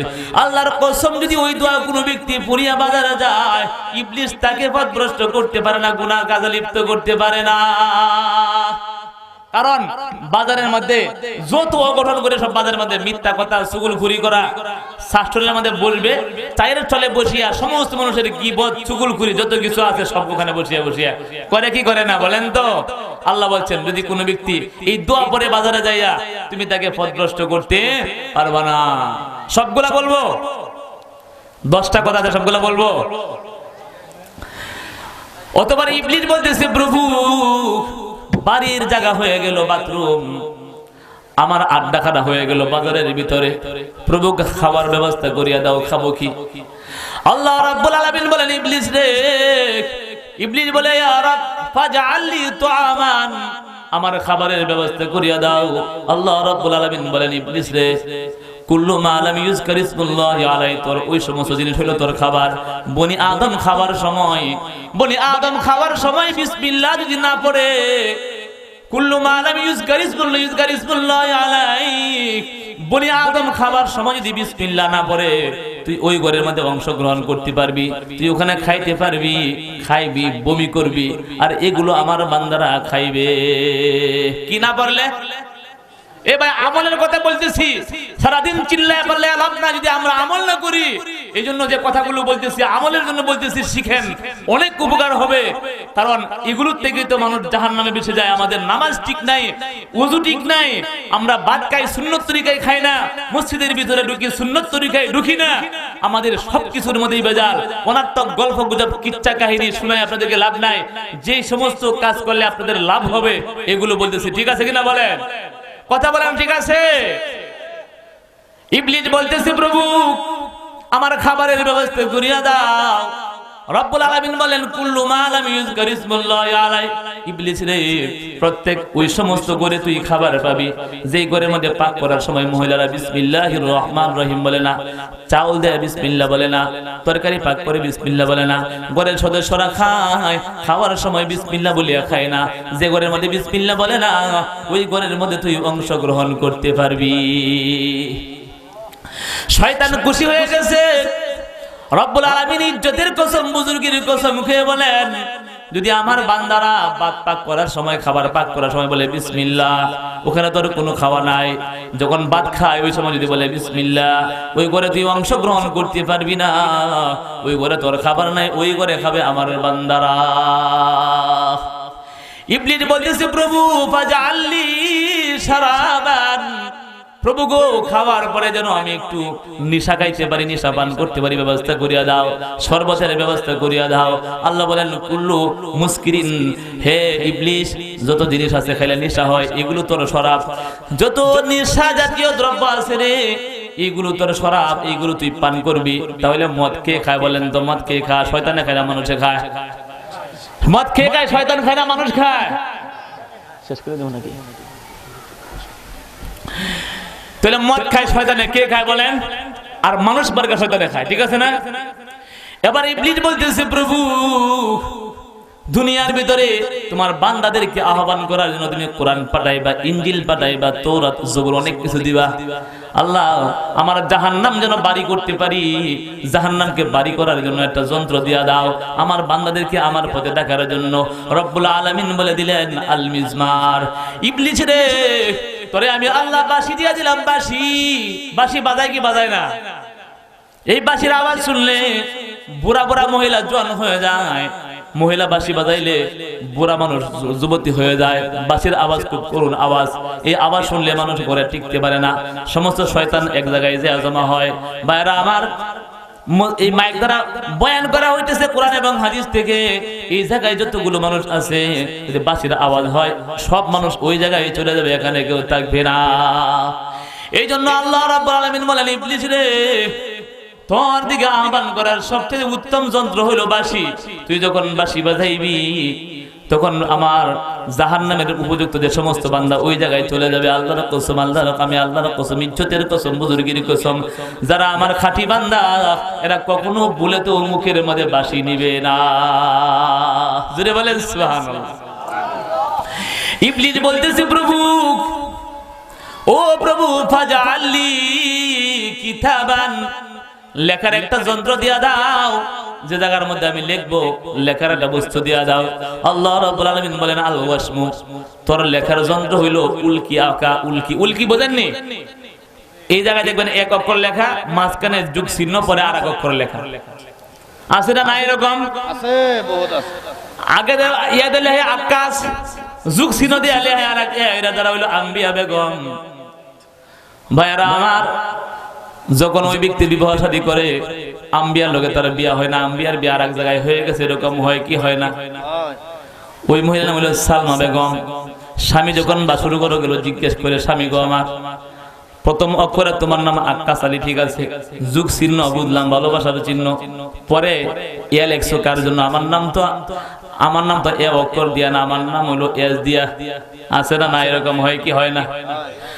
তখন স্বামী বলে আমি একজন মেয়ের সঙ্গে ক্লাস 5 এ যখন পড়ালেখা করতাম তার সাথে প্রেম করেছিলাম, তার অন্য জায়গায় বিবাহ বন্ধনে, অন্য জায়গায় বিবাহ বন্ধনে আবদ্ধ হয়ে গেছে। তখন স্বামী কো তুমি আগের থেকে খারাপ মানুষ ছিল, তোমার বদ চরিত্র ছিল, বিয়ার আগে তুমি আরেক মেয়ের সাথে সম্পর্ক স্থাপন করেছিল, তোমার চরিত্র ভালো না, তোমার ঘরে আমি থাকবো না। তখন হাতে ধরে পায়ে ধরে ও বন্ধে লো দুজনে মিলিয়া সংসার করে ঝগড়াঝাটি করিও না, এরকম হয় কি হয় না? ভাইরা আমার কাছে একবার এক লোক আছে, দাম হলো কাউসার। কাউসার ভাই জুম্মার পরে কান্দেছে, হুজুর সর্বনাশ। কি দেখেন এই যে এই জায়গার মধ্যে আমি লিখছিলাম, কি গাছের কর্য জানি লেখে ওটা জীবনে উঠে না। হাত না কাটলে ওটা কখনো উঠবে না। কেটু টেটু টেটু দিয়ে লিখছে, এটা তো কখনো উঠে না। এখন বিয়ে করছে, বউ লোকে প্রতিদিন গন্ডগোল। বউ বলে তুমি এটা কার নাম লিখে হাতের মধ্যে লইয়া আমার লোকে শু, প্রতিদিন ঝগড়া লাগছে। কিছুদিন পরে আমার কাছে আসে বলতে হুজুর কি ব্যবস্থা করবো? আমি কইছি ভাই জীবনে এটা কেউ ওখান থেকে উঠাইছে এরকম নজির আমার কাছে নাই, এটা উঠানো যায় না। যদি প্লাস্টিক সার্জারি করে তাহলে হবে, অনেক টাকা পয়সার দরকার। এই বান্দা শেষ পর্যন্ত বিদেশ চলে গেছে, এই বউ বাদ দিয়ে বিদেশ চলে গেছে, শান্তি নাই ঘরের মধ্যে। তাহলে এগুলো করা ভালো মানুষের কাছে শয়তানের কাজ, বলেন তো? ভালো মানুষের কাছে শয়তানের কাজ। ইবলিস বলতেছে প্রভু সব তো পাইলাম, দুনিয়ার ভিতরে আমার সবচেয়ে উত্তম কি বাণী হবে, সবচেয়ে উত্তম কি কথা দাওয়াত মানুষকে আমি দিব? আল্লাহ বলেন আল কিযবু, মিথ্যা কথা বলবি বেশি বেশি। আমি আল্লাহর ইজ্জতের কসম, বুজুর্গের কসম, কোন মুসলমান কখনো মিথ্যা কথা বলতে পারে না। শয়তান বলতেছে আল্লাহ ইজআললি রুসুলান, প্রভু গো আমাকে তুমি রসুল বানায় দাও, বার্তা বাহক বানায় দাও, আমি যেন আমার বার্তা মানুষের কাছে পৌঁছাইতে পারি। আল্লাহ বলেন আল কাহানাতু, তোরে বার্তা বাহক বানায় দিলাম, রাস্তা দিয়ে যাইবি আর মানুষকে বলবি হাতের মুঠটা বন্ধ করেন দেখি ভবিষ্যৎবাণী বলে দেয় কি দেয় না? এরা মানুষ, এরা কি মানুষ না জানোয়ার? বলেন ভবিষ্যৎ একমাত্র কে বলতে পারে বলেন তো? আল্লাহ। ওই ব্যক্তি হাতের মুঠ বন্ধ করে, বন্ধ করিয়া বলে তোমার তৌফিকের 4টা বিবাহ আছে, একটা এরকম হবে আর একটা এরকম হবে। ওই ব্যক্তির মনটাই নষ্ট করিয়া দেয়। এরকম গণক আছে না নাই? গণকগিরি করা, মুশরিকগিরি করা একই কথা। যারা গণক তারা কি মুশরিক, যারা গণক তারা কি মুশরিক। আমরা কখনো কাউকে হাত দেখাইবো? দেখাইলেও গুনাহ, দেখলেও গুনাহ। ইবলিস বলতেছে প্রভু তোমার বান্দাদেরকে আমার পথে আবদ্ধ করার জন্য জালের ব্যবস্থা করিয়া দাও। আমরা জাল দিয়া মাছ ধরি কি ধরি না বলেন? ইবলিস বলতেছে প্রভু গো তোমার বান্দাদেরকে গ্রেফতার করিয়া জাহান্নামে পৌঁছানোর জন্য জাল বানায়া দাও। আল্লাহ বলেন আন-নিসাউ, ইবলিস রে তোরে আমি জাল দিয়া দিলাম, নারী হইল তোর জাল। এই নারীর দ্বারা মানুষকে শিকার করিয়া জাহান্নামে পৌঁছাইতে পারবি। ভয় কি হয় না বলেন? হ্যাঁ, বিস্তারিত আলোচনা করব না, আমি একটা আয়াত তেলাওয়াত করেছিলাম, আয়াতের দিকে চলে যাচ্ছি। قال كم لبثتم في الأرض عدد سنين।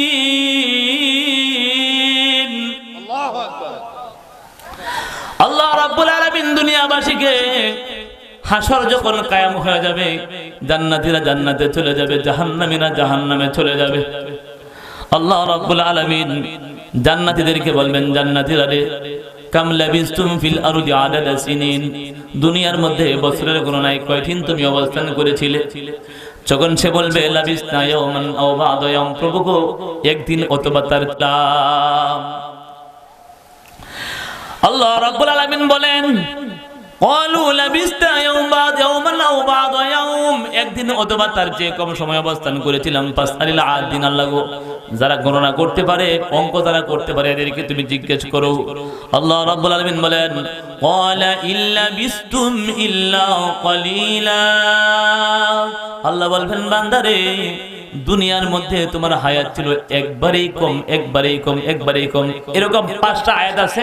কোন জায়গায় 10 দিনের কথা আছে, কোন জায়গায় 1 দিনের কথা আছে, কোন জায়গায় 1 দিন অথবা তার চেয়ে কম সময়ের আছে। কিন্তু যেহেতু সময় না সবটি বলবো না, আমি একটা আয়াতের তরজমা করতেছি। আল্লাহ বলবেন ক্বালা ইল্লা বিস্তুম ইল্লা ক্বালিলা, তোমরা দুনিয়ার ভিতরে খুবই অল্প সময় অবস্থান করেছিলা, দীর্ঘ সময় তোমরা দুনিয়ার ভিতরে অবস্থান করো নাই। লাউ আন্নাকুম কুনতুম তা'লামুন,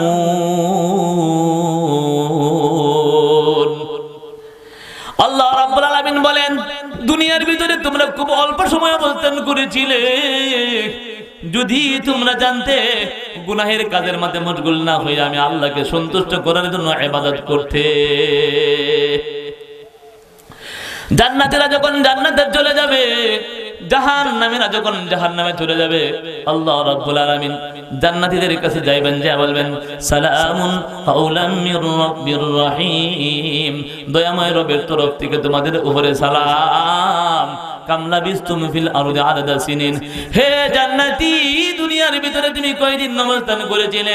সে উত্তর দিবে, প্রভু একদিন অথবা তার চেয়ে কম সময় অবস্থান করেছিলাম। আল্লাহ রাব্বুল আলামিন বললেন, লা নি'মা মাত্তাজারতুম ফি ইয়াউমিন আও বা'দা ইয়াউম। বান্দারে, একদিন অথবা তার চেয়ে কম সময়ের মধ্যে এমন তুমি কি আমল করলে যে আমল করার কারণে আমি রব্বুল আলামিন তোমার উপরে সন্তুষ্ট হইয়া দুনিয়ার চেয়ে 10 গুণ বড় জান্নাতের মালিক তোমাকে বানায়া দিলাম।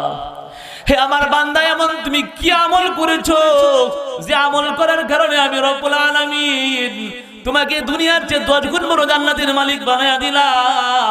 দুনিয়াটাকে ঘুরিয়ে দেখছেন কোনদিন? দুনিয়া কত বড় জানেন? এই দুনিয়াটা হইল 4 ভাগের 3 ভাগ হইল পানি, আর 1 ভাগ হইল কি? মাটি। বিশাল বড় দুনিয়া। আমরা এখানে যারা আছি কেউ ঘুরে দেখতে পারি নাই।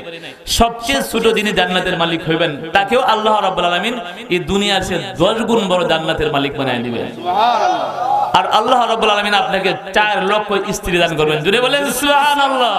চাই কি চাই না বলেন? আল্লাহ রাব্বুল আলামিন বলবেন, লা নি'মা মাত্তাজারতুম ফি ইয়াউমিন আও বা'দা ইয়াউম। বান্দারে, একদিন অথবা তার চেয়ে কম সময়ের মধ্যে এত আমল তুমি কেমনে করলা? দুনিয়ার চেয়ে 10 গুণ বড় জান্নাতের মালিক হয়ে গেলা। দুনিয়ার ভিতরে তুমি যদি 50 বছর 60 বছর পর্যন্ত চাকরি করো, হালাল তরিকায় চাকরি করে একটা বাড়ি নির্মাণ করতে পারো না, আর এমন তুমি কি আমল করলা? একদিন অথবা তার চেয়ে কম সময়ের ভিতরে তুমি জান্নাতের মালিক হয়ে গেলা। সে বলবে, প্রভু নামাজ পড়তাম, রোজা রাখতাম, তোমাকে সন্তুষ্ট করার জন্য আমল করতাম। প্রভু গো, ভিন্ন কোনো উদ্দেশ্য আমার ছিল না, শুধুমাত্র তোমাকে সন্তুষ্ট করার জন্য আমল করেছিলাম।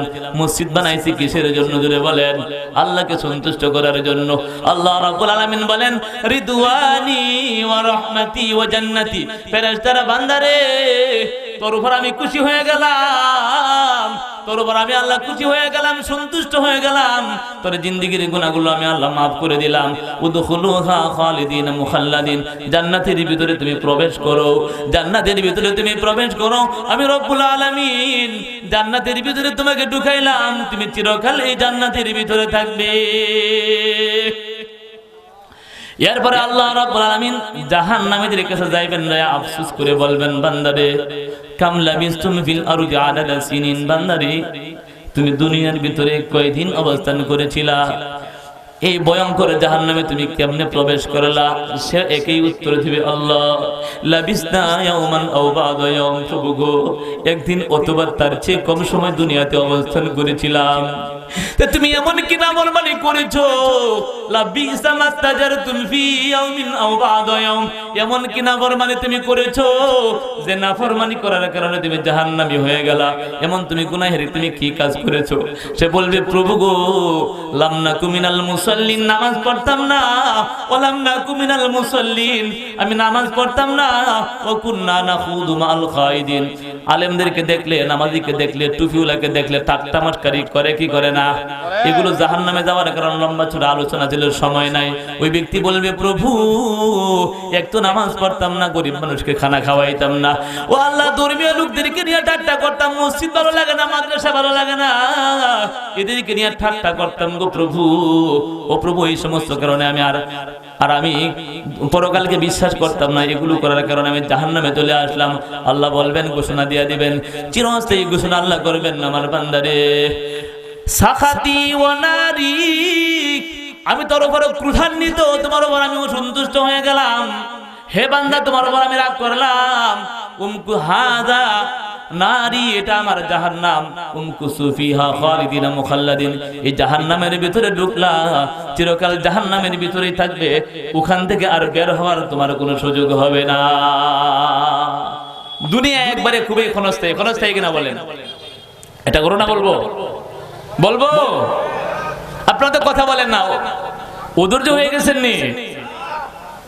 আল্লাহ রাব্বুল আলামিন যখন জমিনকে বানাইলেন, রব্বুল আলামিন আগে জাহান্নাম স্থাপন করলেন। জাহান্নাম কোথায় আছে বলতে পারেন কিনা ভাইয়ারা? জাহান্নাম কই যাতে জানেন? জাহান্নাম হইলো অনেক অনেক নিচে।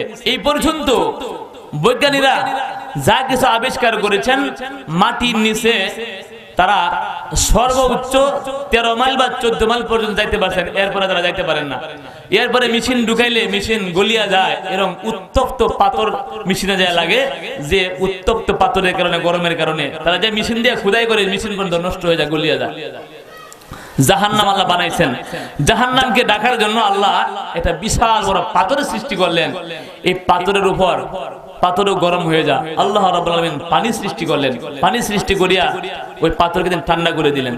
এই পাথর সৃষ্টি করার পরে রব্বুল আলামিন আপনি আমি যেন দুনিয়ার মধ্যে শান্তিতে বসবাস করতে পারি, আল্লাহ রাব্বুল আলামিন পানি স্থাপন করলেন, পাথরের উপর তিনি পানি দিয়া দিলেন, পানিকে তিনি ঢেউ দিলেন, ঢেউয়ের দ্বারা আস্তে আস্তে ফেনা হয়েছে।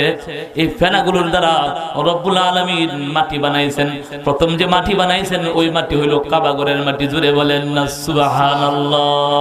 যাওয়ার ইচ্ছা আছে না নাই? যাওয়ার ইচ্ছা আছে, জুড়ে বলেন আছে কিনা? রাসূলুল্লাহ সাল্লাল্লাহু আলাইহি ওয়াসাল্লাম বলেন, ইন্নাল্লাহ তাআলা যখন রব্বুল আলামিন জমিনকে তিনি সৃষ্টি করলেন, জমিনকে সৃষ্টি করার পরে জালাত তামিদু, জমিন থরথর থরথর করে কাঁপতে আরম্ভ করলো, জমিন কাঁপতেছিল। আল্লাহ রাব্বুল আলামিন জমিন সৃষ্টি করলেন, জমিন থরথর থরথর করিয়া কাঁপে। পানির মধ্যে নৌকা রাখলে নৌকা যেমন তরতর করিয়া কাঁপে, একবার এইদিকে কাইত হয়ে যায়, একবার ওইদিকে চিত হয়ে যায়। আমাদের জমি যদি এরকম থাকতো, 150 তলা বিল্ডিং করা যাইতো? বলেন করা যাইতো? আমাদের দেশের 32 তলা বিল্ডিং থাকতো, কাইত হয়ে পড়ে যাইতো। তা আল্লাহ স্থির করলেন যে জমিনকে স্থির করতে হবে, স্থির না করলে মানুষ এই জায়গায় বসবাস করতে পারবে না।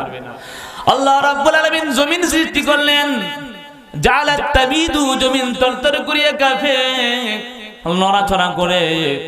ফাখালাকাল জিবাল ফাআদা বিহা আলাইহা ফাস্তাকাররাত। জমিন সৃষ্টি করার পরে রব্বুল আলামিন যখন জমিন সৃষ্টি করলেন, জমিন থরথর করিয়া কাঁপতেছিল। এরপরে আল্লাহ রব্বুল আলামিন পাহাড় বানাইলেন, পাহাড় বানাইয়া তিনি জমিনের উপর স্থির করলেন, স্থাপন করে দিলেন। জমিনে যখন তিনি পাহাড় স্থাপন করলেন, পাহাড় স্থাপন করার কারণে ফাস্তাকাররাত, জমিন স্থির হয়ে গেল। এখন আর জমিন নড়াচড়া করে না। আল্লাহর ফেরেশতারা আছে না নাই? তারা এটা দেখছে, দেখার পরে বলতেছে ফাআজিবাতিল মালাইকাতু, ফেরেশতারা আশ্চর্য হয়ে গেল। বিশাল জমিন আল্লাহ সৃষ্টি করলেন, জমিন সৃষ্টি করিয়া তিনি ফেরাক মেরে দিলেন পাহাড় দ্বারা। পাহাড় যখন স্থাপন করলেন, জমিন স্থির হয়ে গেছে, জমিন নড়াচড়া করে না। রব্বুল আলামিন যখন পাহাড় স্থাপন করলেন, জমিন স্থির হয়ে গেছে। ফাআজিবাতিল মালাইকাতু ফাকালু ইয়া রাব হাল মিন খালকিকা শাইউন আসাদু মিনাল জিবাল।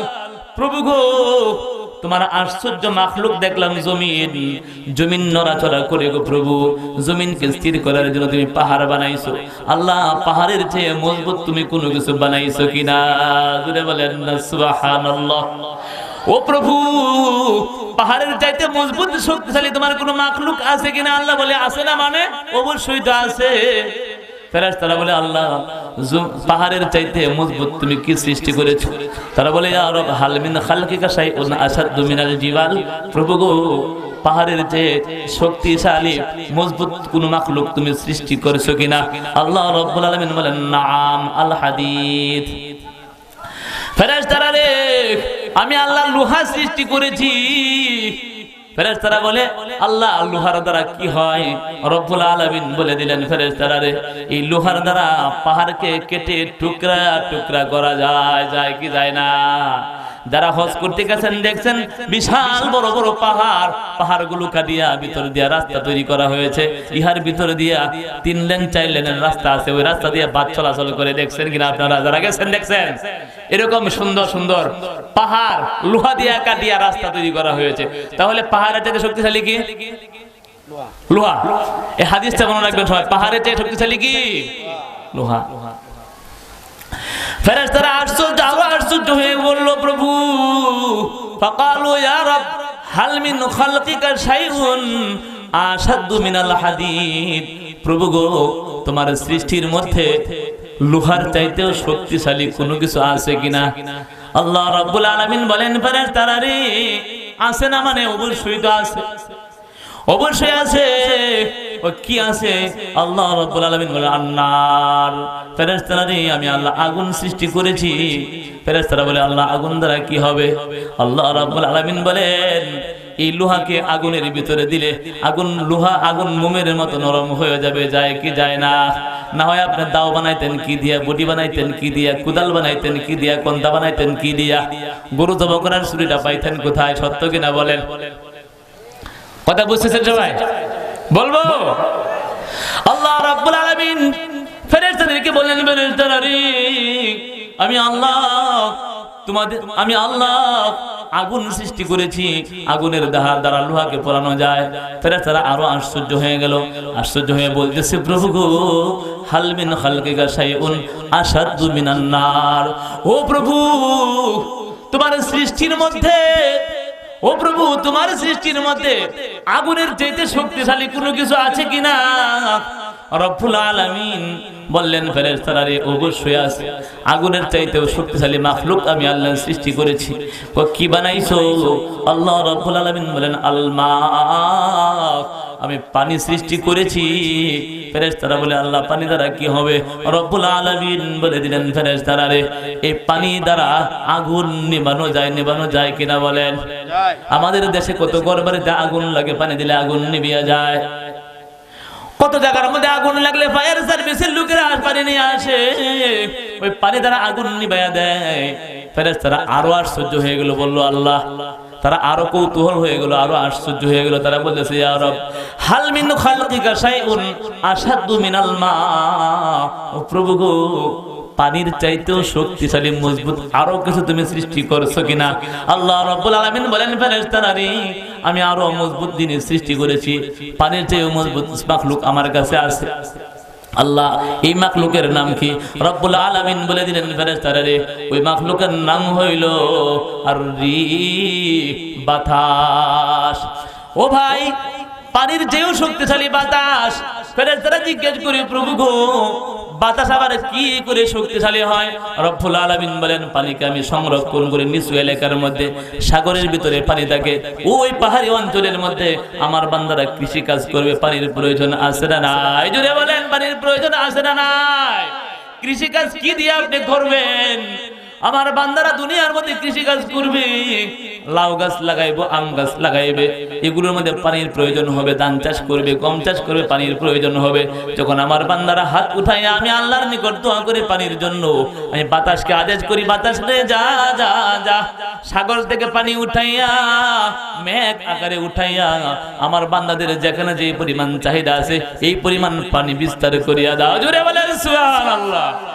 আল্লাহ রাব্বুল আলামিন কত দয়াময়, কত দয়াময়। সারা পৃথিবীর ভিতরে একবারে বৃষ্টি হয় না। এই গ্রামে হইলে ওই গ্রামের ভিতরে হয় না, ওই গ্রামের ভিতরে হইলে ওই গ্রামের ভিতরে হয় না। রব্বুল আলামিন দয়া করে মায়া করে পানিকে তিনি সাগরে সংরক্ষণ করেছেন বাতাসের মাধ্যমে। আল্লাহ রব্বুল আলামিন পানি আপনার ক্ষেত খামারে পৌঁছিয়ে দেন। সত্য কিনা বলেন? ফেরেশতারা আরো আশ্চর্য হয়ে গেল, বলতেছে প্রভু গো তোমার মাখলুকের মধ্যে বাতাসের চাইতেও শক্তিশালী কোনো কিছু আছে কিনা? রব্বুল আলামিন বলেন ফেরেশতারা রে আছে আছে, আতায়া বনি আদম। হে ফেরেশতারা এমন মাখলুক আমি আল্লাহ সৃষ্টি করেছি, যখন আমি আল্লাহ ক্রোধান্বিত হয়ে যায় দুনিয়াবাসীকে ধ্বংস করে দেওয়ার ফয়সালা করি। হে ফেরেশতারা যখন কোনো মানুষকে আমি ফয়সালা করি তাকে আমি মেরে ফেলবো, আগুনে পোড়াইয়া মারবো, পানিতে ডুবাইয়া মারবো, তাহলে বড় কোনো বিপদ আপদ দিব, তখন আমার বান্দা এমন একটা কাজ করে রে, এই কাজ করার ফলে আমি আল্লাহর রাগ খতম হয়ে যায়। ফেরেশতারা বলে প্রভু ওইটা আবার কেমন মাখলুক যে মাখলুক তুমি আল্লাহর রাগ ক্রোধ পর্যন্ত নিবারণ করতে পারে? জোরে বলেন না সুবহানাল্লাহ। ও প্রভু এমন কি মাখলুক তুমি সৃষ্টি করলা যে মাখলুক তোমার রাগকে দূর করতে পারে, তোমার রাগকে খতম করতে পারে, তোমার রাগকে হজম করতে পারে? রাসূলুল্লাহ সাল্লাল্লাহু আলাইহি ওয়াসাল্লাম বলেন আল্লাহ বলেছেন বনি আদম ইযা তাসাদদাকা বিসাদাকাতিন ফাআখফাহা হাত্তা লা তা'লামা শিমালুহু মা তুনফিকু ইয়ামিনুহু। হে ফেরেশতারা এই মাখলুকের নাম হলো দান। আমার বান্দারা যখন আমি আল্লাহর নামে কোনো কিছু দান করিয়া দেয়, আমি আল্লাহ ফয়সালা করেছিলাম তারে আমি টাকের নিচে ফালাইয়া মারবো, বাসের নিচে ফালাইয়া মারবো, আগুনে পোড়াইয়া মারবো, পানিতে ডুবাইয়া মারবো, বড় কোনো বিপদ আপদ তাকে আমি দিয়া দিব। যখন আমার বান্দা আল্লাহর রাস্তায় 1 টাকা অথবা 2 টাকা দান করিয়া দেয়, আমি আল্লাহ তার উপর খুশি হয়ে যাই। আমি আল্লাহ তার উপর খুশি হওয়ার কারণে আমি আল্লাহ তার উপর থেকে ওই আসমানি গজব উঠাইয়া নিয়ে যায়। কোরআনে কারীমের সূরা সাফফাতের মধ্যে রব্বুল আলামিন বলেন, ফাআকবালা বা'দুহুম আলা বা'দি ইয়াতাসালুন ক্বালা কাইলুম মিনহুম ইন্নী কানা লি করিন। সূরা সাফফাতের মধ্যে রব্বুল আলামিন একটা ঘটনা উল্লেখ করেছেন। এই ঘটনা হলো ইহুদা এবং মাতরুস নামে দুইজন ব্যক্তি ছিল। কয়জন ব্যক্তি ছিল সবাই শুনেন, এটাই শেষ, এরপর আর কিছু বলবো না। মাতরুস এবং ইহুদা নামে দুইজন ব্যক্তি ছিল। দুইজনে মিলিয়ে ব্যবসা করতো। আমাদের দেশে যেমন মানুষ যৌথ ব্যবসা করে, দুইজনে মিলিয়ে ব্যবসা করে, তিনজনে মিলিয়ে ব্যবসা করে, ইহুদা আর মাতরুস দুইজনে মিলিয়ে ব্যবসা করতো।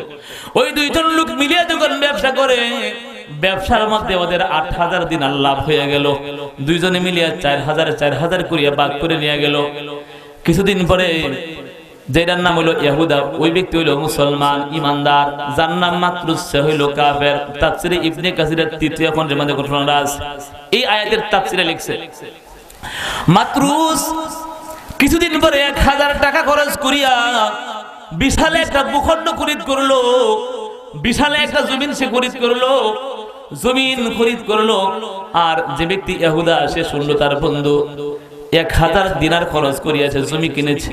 সে তার 1000 টাকা দিয়া আল্লাহর রাস্তায় জমিন কিনিয়া ইতিমখানায় দিয়া দিল, অথবা সে 1000 টাকা 1000 দিনার আল্লাহর রাস্তায় খরিদ করে দান করে দিল। দান করিয়া বলতেছে, প্রভু গো, দুনিয়ার ভিতরে আমার জমির প্রয়োজন নাই, দুনিয়ার জমি আমি চাই না। প্রভু, তোমার জান্নাতের ভিতরে জমি আছে গো আল্লাহ, তোমার জান্নাত থেকে আমি জমি খরিদ করতে চাই, তোমার জান্নাতের ভিতরে আমি জমি চাই। জোরে বলেন সুবহানাল্লাহ। কিছুদিন পরে মাতরুস তার কাফের বন্ধু, যে পরকালকে বিশ্বাস করে না, ওই কাফের বন্ধু ওই জমিনের মধ্যে একটা বাড়ি বানাইলো, বিশাল বড় একটা বাড়ি বানাইলো। বাড়ি বানানোর পরে যখন এই খবর ইহুদা শুনতে পাইলো, তার বন্ধু জমি কিনিয়া বাড়ি খরিদ করছে। তার 1000 টাকা আল্লাহর রাস্তায় দান করিয়া বলতেছে, প্রভু, আমি দুনিয়ার ভিতরে বাড়ি চাই না, দুনিয়ার ভিতরে আমার ঘরের কোনো প্রয়োজন নাই গো প্রভু, আমার 1000 টাকা তোমার রাস্তায় দিয়া দিলাম, তুমি জান্নাতের ভিতরে আমাকে বাড়ি বানায়া দিও। বন্ধুরা আমার, কিছুদিন পরে মাতরুস আরো 1000 টাকা খরচ করিয়া বিবাহ শাদী করলো।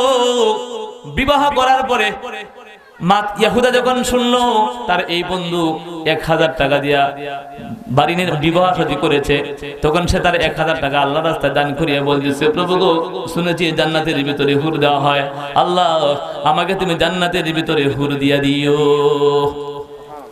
আরো কিছুদিন যাওয়ার পরে মাতরুস তার আরো 1000 টাকা ছিল, ওই 1000 টাকা দিয়া বান্দি কিনলো, গোলাম কিনলো।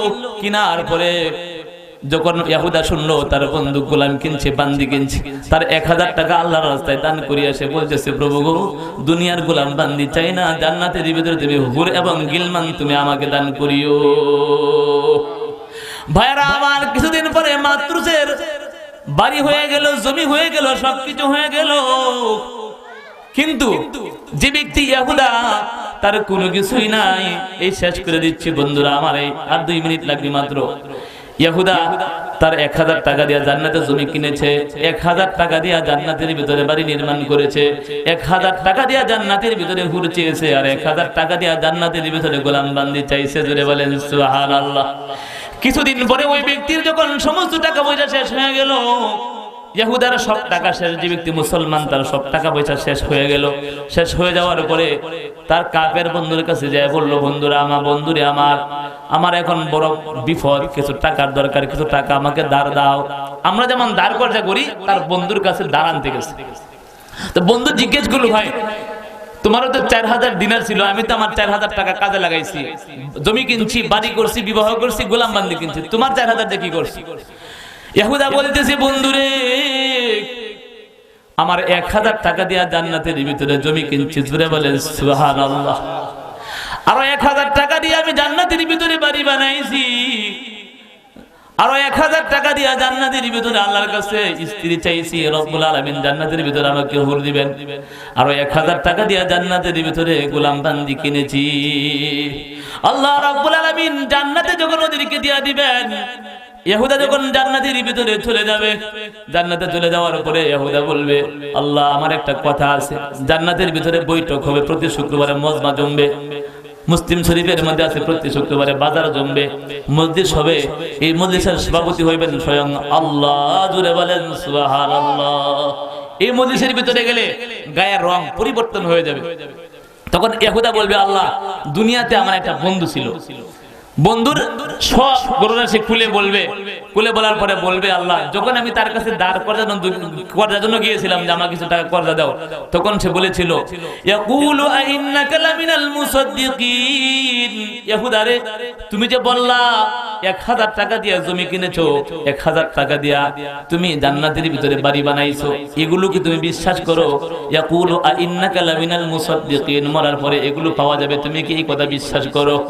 আইযা মিতনা ওয়া কুননা তুরাবা, যখন আমরা মরে যাব, আমরা মাটির সাথে মিশে যাব, আমাদের হাড়গুলো ইট হয়ে যাবে, এমন বিল্ডিং বানাইবে।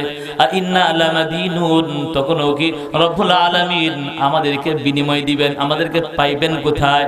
এটা তার ভুল ধারণা কিনা বলেন? ভুল না। রব্বুল আলামিন বলেন, হে ইহুদা, ওয়ালা হাল আনতুম মুত্তালিউন, তোমার সেই বন্ধু মাতরুস এখন বর্তমানে কোথায় আছে তুমি কি জানো? তার খবর তুমি নিতে চাও কিনা? সে বলবে, প্রভু গো, আমার বন্ধুর খবরে ডোলাওয়া দরকার, আমার বন্ধু আমাকে কর্জা দেয় নাই, ধার দেয় নাই, আর সে পরকালকে বিশ্বাস করতো না, দান খয়রাত করে নাই। আল্লাহ রাব্বুল আলামিন জাহান্নামে কেসে কাছে এনে দিবেন, বলবেন উকি দাও, সে উকি দিবে, ফাতলা আফারাহু ফি সাওয়াইল জাহিম, সে উকি দিয়ে দেখবে তার সেই বন্ধু জাহান্নামের আগুনের মধ্যে হাবুডুবু খাইতেছে। ক্বালা তাল্লাহি ইন কিনতা লাতুরদিন, হে আল্লাহ তোমার কসম, তোমার কসম, আমার এই বন্ধুর সঙ্গে ব্যবসা করার কারণে আমার বন্ধু তো আমাকে জাহান্নামের দ্বার প্রান্তে নিয়ে গিয়েছিল, আমার বন্ধু তো আমাকে জাহান্নামের কাছাকাছি নিয়ে গিয়েছিল। ওয়ালাউলা নি'মাতু রাব্বি লাকুনতু মিনাল মুহদারিন, আল্লাহ যদি আমাকে হেফাজত না করতেন, আল্লাহ যদি আমাকে দয়া না করতেন, আল্লাহর অনুগ্রহ না থাকতো, তাহলে আমিও তার সঙ্গে জাহান্নামে চলে যাইতাম। সে বলতেছে, ইন্না হাযা লাহুয়াল ফাউজুল আযীম, প্রভু জাহান্নাম থেকে বাঁচাইয়া তুমি আমাকে জান্নাতে পৌঁছে দিয়েছো, এটা বড় সাফল্য আমার জন্য। লিমিসলি হাযা ফালইআমালিল আমিলুন, এটাই আমার সর্বশেষ আয়াত। আল্লাহ রাব্বুল আলামিন হাসরের ময়দানে ওই ব্যক্তিকে বলবেন, ওই ব্যক্তি বলবে, লিমিসলি হাযা ফালইআমালিল আমিলুন, হে দুনিয়ার কর্মী, হে দুনিয়াতে যারা অর্থ সম্পদ ব্যয় করো, যারা টাকা পয়সা নষ্ট করতেছো, কাজ করলে এমন কাজই করা উচিত। দুনিয়ার জমি, দুনিয়ার বাড়ি, দুনিয়ার নারী বাড়ি গাড়ি কোনো কিছুই থাকবে না, সব হবে পরকালে, হবে কি হবে না বলেন? ওই ব্যক্তি বলবে, লিমিসলি হাযা ফালইআমালিল আমিলুন, মাত্র সের নসিহত, হে দুনিয়ার মানুষে, যদি আমল করতে চাও আমার মতো আমল করো, জাহান্নাম থেকে বাঁচিয়া জান্নাতে পৌঁছিয়া যাইবা। হে আমার ভাইরা, এই ঘরটা আল্লাহর মসজিদ, আল্লাহর ঘর মসজিদ। প্রথমেই বলেছিলাম আল্লাহর ঘর যারা আবাদ করে তারা বড় সৌভাগ্যবান হয়। নবীজি বলেছেন ওই ব্যক্তি বড় সৌভাগ্যবান হয় যাকে আল্লাহ মহব্বত করেন, যাকে আল্লাহ ভালোবাসেন। ইযা আহাব্বা আবদান জালাহু কাইমা মাসজিদিন, নবীজি বলেন যাকে আল্লাহ মহব্বত করেন, যাকে আল্লাহ ভালোবাসেন, ওই ব্যক্তির দ্বারা রব্বুল আলামিন মসজিদে সংরক্ষণ করান। মসজিদ আল্লাহর ঘরকে সংরক্ষণ করবে বলেন তো ভাই? কে সংরক্ষণ করবে? আমরা যেহেতু আল্লাহর বান্দা, আমাদেরই সংরক্ষণ করতে হবে। যে কথাটা প্রথম বলেছিলাম যে যদি কোনো ব্যক্তি মসজিদ বানা, আল্লাহ তার জন্য জান্নাতে বাড়ি বানিয়ে দিবেন। সামর্থ্য নাই, এটা লাইট লাগায়